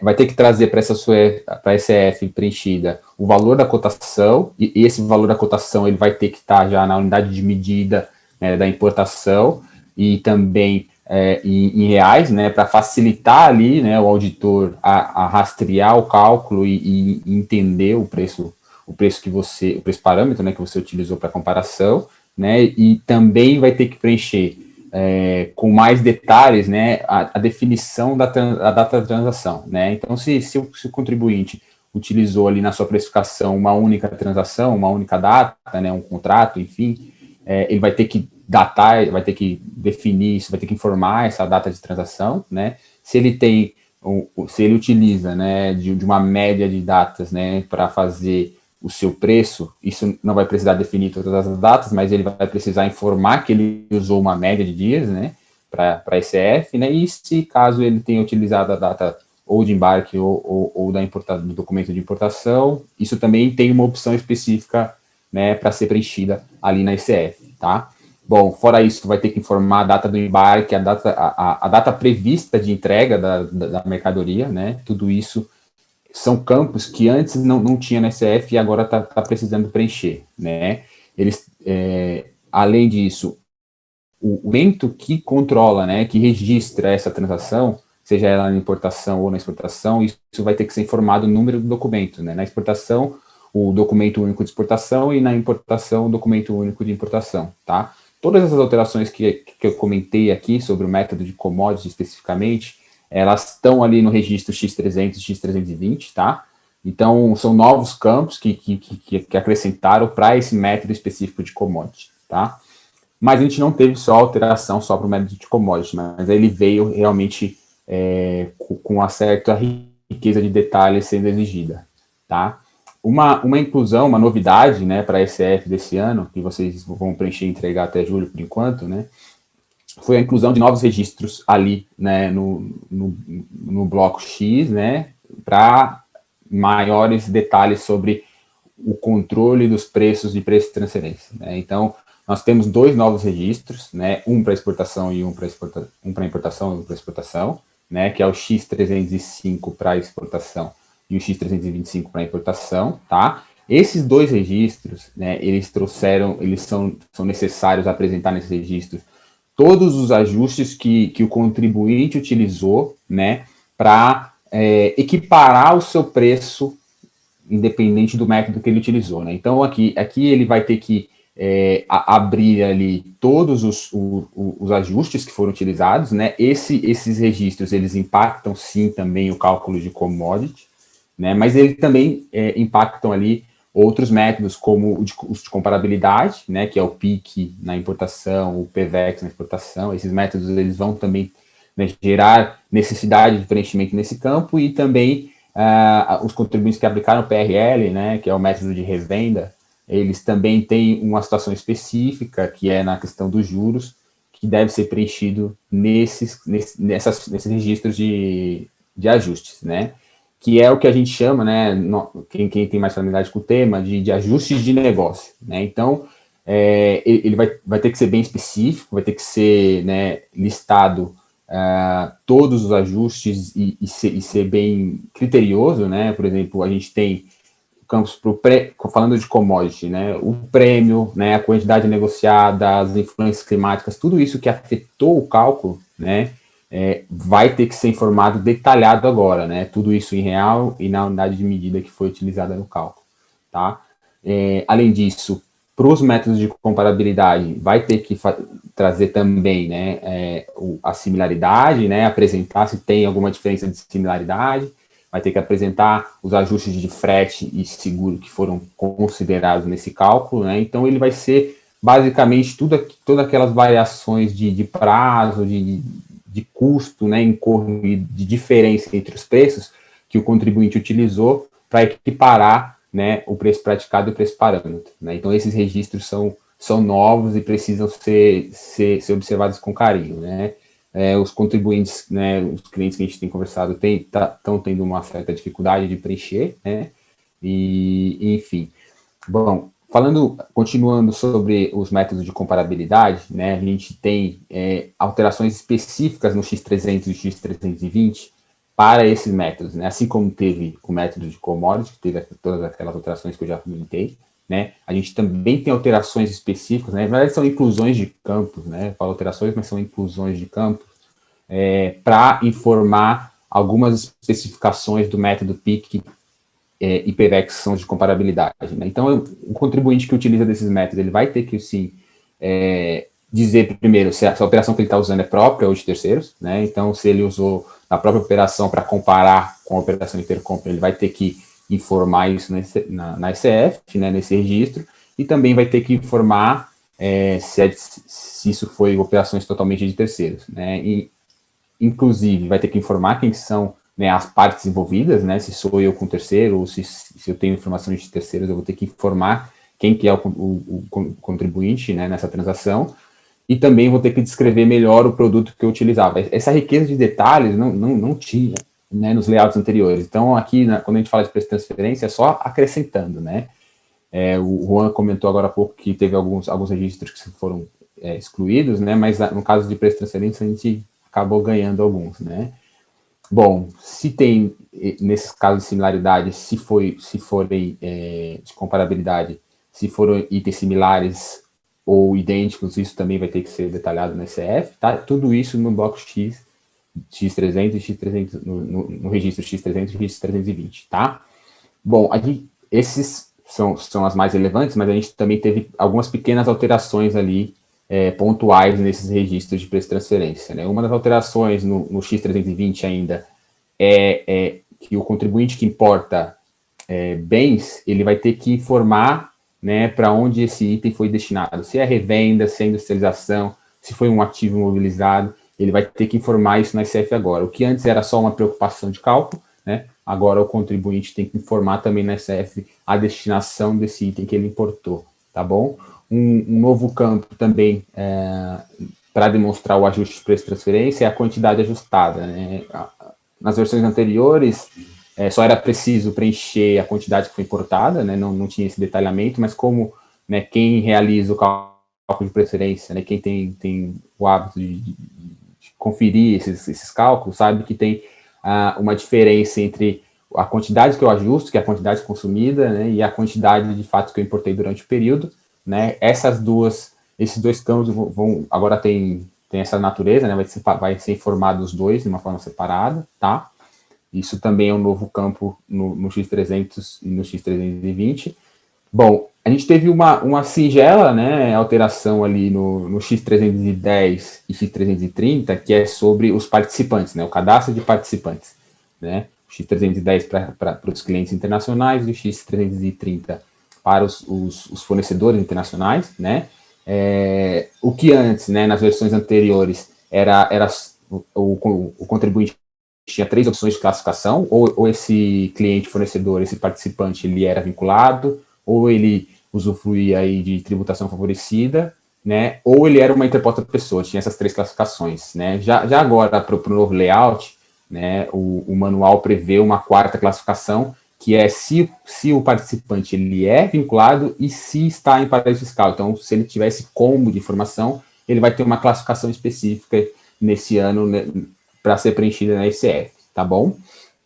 Bom, quem tem uma certa experiência com esses registros, vocês vão notar que o que antes eram diversos campos livres, né, que isso gerava até um pouco de confusão para o contribuinte, né, por exemplo, em clientes de prestadores de serviço, tinha campo que abria NCM, unidade de medida, isso causava um pouco de confusão, porque não é aplicável, né, ao setor de serviço, né, tinha algumas versões do validador até que exigia uma unidade de medida para o serviço, né, agora, nessa versão atual, a Receita tentou limitar com o método escolhido, né, então, se você pratica, né, só operações de serviço, por exemplo, ele vai habilitar só os campos extremamente necessários para esse tipo de situação, né, assim como, né, se você optar pelo método de comparabilidade ou de commodity, os campos específicos vão estar liberados, e se você escolher outro método que não sejam esses, eles vão estar, né, bloqueados para preenchimento,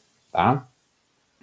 E por fim, assim, a gente tem, a gente que trabalha com isso, né, todos os dias, a gente tem notado que o validador ainda não está afinado, né, com o manual, né, então a gente entende que as próximas versões do validador terão novas versões até o auge aí do preenchimento, né, então, porque às vezes o manual está exigindo uma coisa, mas no validador ele não está conversando ainda tanto, então eu no meu preenchimento eu esperaria um pouco as versões melhores para informar, enfim, para informar de uma forma precisa e completa, né, as apurações de preço de transferência, tá bom?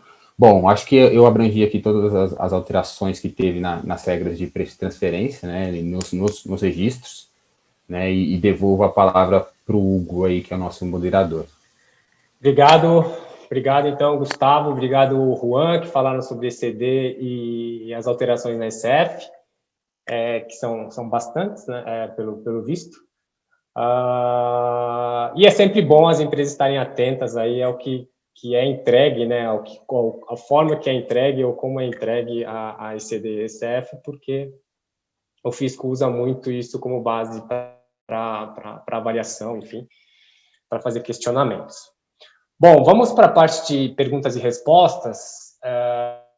Chegaram várias perguntas aqui, vamos fazer até o meio-dia e eu vou girando por assunto, tá? Então, eu vou começar com preço de transferência. Se vocês puderem voltar todo mundo, ligar a câmera, por favor. Vanessa, então, preço de transferência.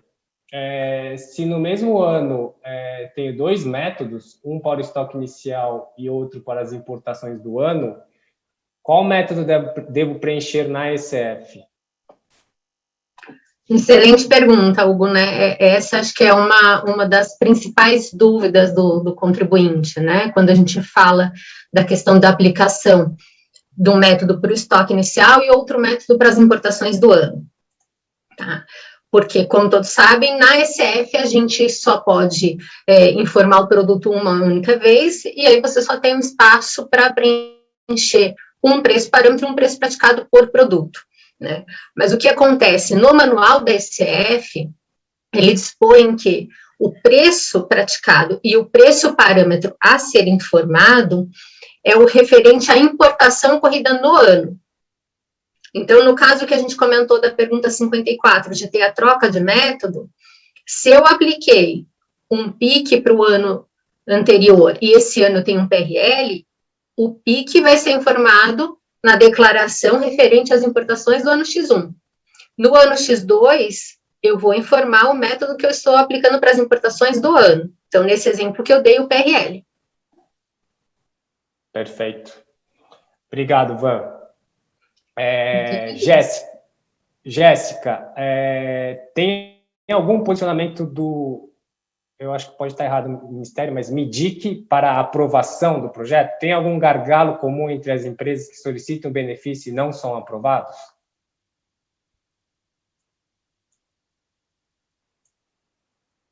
Tá no mudo, Jéssica. Clássico, né, pessoal? Clássico. Vamos lá. Desde que a empresa atenda aos critérios estabelecidos para a tomada do benefício, não é necessário uma aprovação prévia para a empresa utilizar, né? No entanto, a empresa precisa prestar contas desse benefício para o MCTI até o dia 31 de julho do ano subsequente. Esse prazo pode ser postergado por meio de novas portarias. A pergunta foi comentado se tem um gargalo comum entre as empresas que solicitam benefício e não são aprovados. Bom, o papel do MCTI é avaliar tecnicamente esses projetos e a relação dos dispêndios com o P&D aplicáveis às atividades também de P&D. E o MCTI vai observar se os projetos atendem aos critérios estabelecidos na nossa norma. Então, no próprio site do Ministério da Ciência e Tecnologia, a empresa consegue acessar os principais motivos para contestação desses projetos. E dentre os principais motivos que eles comentaram no último ano, está a falta de clareza na descrição do elemento inovador do projeto, a caracterização do desafio tecnológico desse projeto, a caracterização da metodologia. Para projetos plurianuais, ou seja, projetos que perduram por mais de um exercício fiscal, o MCTI aponta como um dos principais motivos de contestação a repetição do mesmo descritivo entre os 2 anos, né? Então, ele caracteriza isso como uma deficiência no descritivo técnico de projetos plurianuais, né? E tem mais uma série de motivos que você consegue acessar pelo próprio site lá do Ministério, mas esses são os principais. Tem mais um ponto também que eu gostaria de falar, que é recente, né? O Ministério também divulgou que alguns pontos de contestação se relacionam à falta de clareza na descrição dos dispêndios, então da aplicação do dispêndio no projeto de P&D. O que quer dizer isso? Se a tua empresa utilizou um material de consumo no projeto, você vai precisar detalhar lá o protótipo que você aplicou, qual é o material que você utilizou e que aquilo foi realmente consumido na fase de P&D. Se você contratar um serviço de uma empresa terceira que vai apoiar você no desenvolvimento do seu projeto, é necessário que você detalhe nesse formulário qual que foi o papel desse terceiro nas atividades de P&D. E o Ministério da Ciência e Tecnologia, ele incluiu novas perguntas no último formulário, pedindo que as empresas detalhem qual que é o papel do recursos humanos da equipe CLT interna dessa empresa nas atividades de P&D. Né? E isso também foi uma inclusão realizada pelo Ministério justamente por conta do alto índice de contestação relacionado a esse detalhamento que as empresas precisam fazer entre essas despesas com o projeto de P&D. Obrigado, Jéssica. Obrigado. Vamos lá, próximo, acho que esse aqui é para a Rúbia. No caso das empresas tributadas pelo lucro presumido, as receitas do crédito provenientes da exclusão do ICMS na base de cálculo do PIS e da COFINS também serão tributadas? Não estou no mudo, eu fui verificar só no mudo. Então, na verdade, o que vai valer, o que as empresas têm que se observar, não é exatamente o regime de tributação atual, né? Então, ela vai ter que fazer um levantamento do crédito que ela está solicitando, né, se aquele valor naquele período foi dedutível para a apuração do imposto de renda. Então, se a empresa sempre foi lucro presumido a vida inteira dela e agora ainda é presumido, então ela não tem uma despesa dedutível para imposto de renda no passado. Então, não tem que se falar de tributação agora no presente. Só que pode ser que a empresa em alguns momentos era real, alguns momentos era presumido e hoje ela é presumido. se em algum período que ela está solicitando esse crédito, ela era apurada pelo lucro real e tomou a deduzibilidade dessa despesa, né, de imposto, então hoje na recuperação disso, ela tem que ser tributada, né. Isso eu estou falando de valores principais, tá? Agora, para os juros, como é um ingresso de uma nova receita, como é uma correção monetária, eu já não tenho a característica de dedutibilidade do passado, né, então toda receita de juros, ela deve ser tributada, independente se é lucro real ou o lucro presumido, tá? A única vantagem do lucro presumido é que o lucro presumido ele pode fazer a tributação por regime de caixa, né? Diferente do lucro real, que sempre vai ser competência. Aí não teria essa discussão no momento da tributação, né? Não teria. Perfeito. Obrigado, Rúbia. Pergunta de ECD. Quanto a ECD, contas versus centro de custo, essa regra não é aplicável para contas de resultado, correto? Afinal, temos sempre centros de custos diferentes nas contas. Não, isso mesmo. No próprio caso da Receita, ele acabou vinculando isso para as contas patrimoniais, tá? Então, um exemplo, inclusive, que a própria Receita Federal ela se posicionou, foi referente a contas patrimoniais. Então, no caso que eu dei de caixa ou banco, tá? Então, seria realmente, no primeiro momento, pelas contas patrimoniais. Perfeito, obrigado. Aí tem uma outra de preço de transferência, aí Van Gustavo. O item milho, hoje, ele não consta no anexo 2.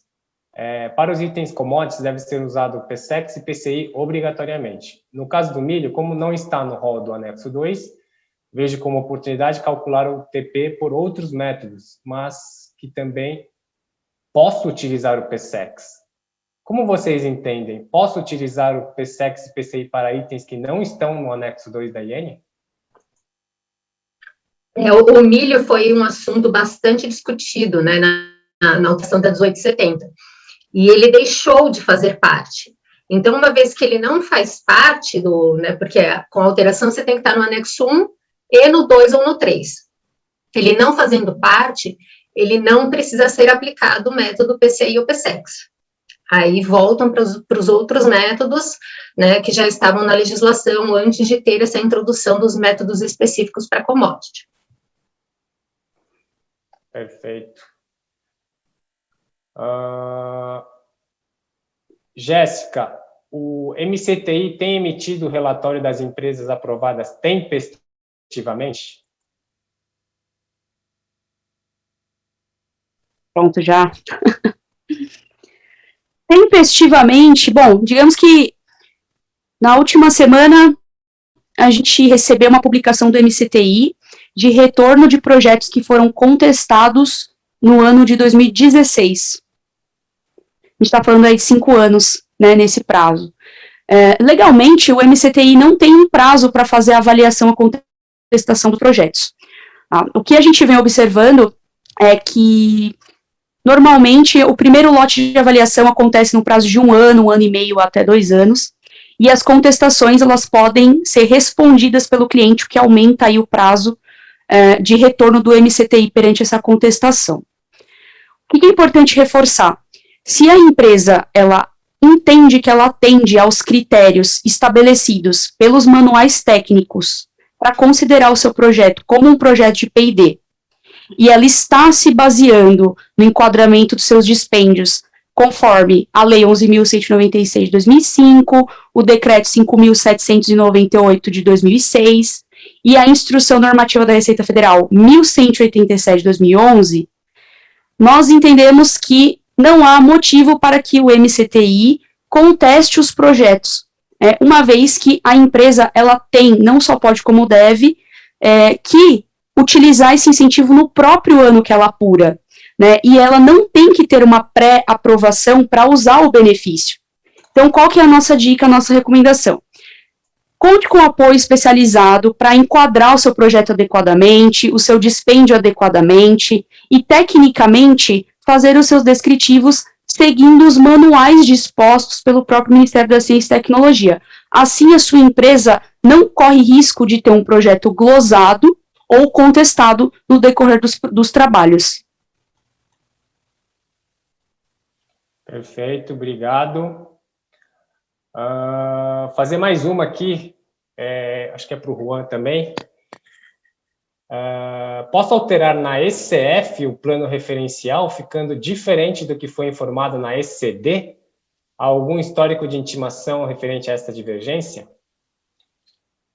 Nossa, ótima pergunta. Então, agora a gente vai ver porque implantou esse novo registro, né? O código do registro C050, C051 e o C052. Por falar em uma alteração da ECD para a ECF nesse momento, ou seja, está o layout 8, nós vimos que, como não é obrigatório a imputação na ECD, a gente não vê tanto problema na ECF. Agora, a partir desse ano, por implicação desses novos registros de validação, sim, aí nesse caso é importante a empresa já ter isso já mapeado no SPED contábil para que fique em compliance com a ECF. Perfeito. Bom, meio-dia em ponto, estamos chegando ao nosso final do Tax Day. Então, novamente, agradeço a participação de todos vocês aqui com a gente nesta manhã. Também muito obrigado, Vanessa, Jéssica, Rúbia, Juan e Gustavo, pela participação no evento de hoje. Tá, como eu disse durante a apresentação, nós vamos realizar outros eventos no mesmo formato, com temas de tributos indiretos, trabalhista e previdenciário. Então, siga a BDO no LinkedIn, então, a página da BDO, BDO Brasil, no LinkedIn, e nas outras redes sociais, para maiores detalhes sobre os próximos eventos. E também, fiquem à vontade de nos mandar sugestões de temas, enfim, que vocês gostariam que fossem discutidos aqui, tá bem? O resultado da enquete eu posso encaminhar por e-mail, não vou projetar novamente, eu vou encaminhar por e-mail, mas principalmente da segunda enquete, segunda pergunta, deu para ver que todo mundo realmente sente falta de estar fisicamente no trabalho, tá? Então, eu vou encaminhar vou pedir para o marketing encaminhar esse e-mail para vocês, e, novamente, muito obrigado a todos, então fique bem, fique seguro, e vamos continuar nos cuidando, tá bom? Um abraço, tenha uma ótima semana de trabalho. Obrigado.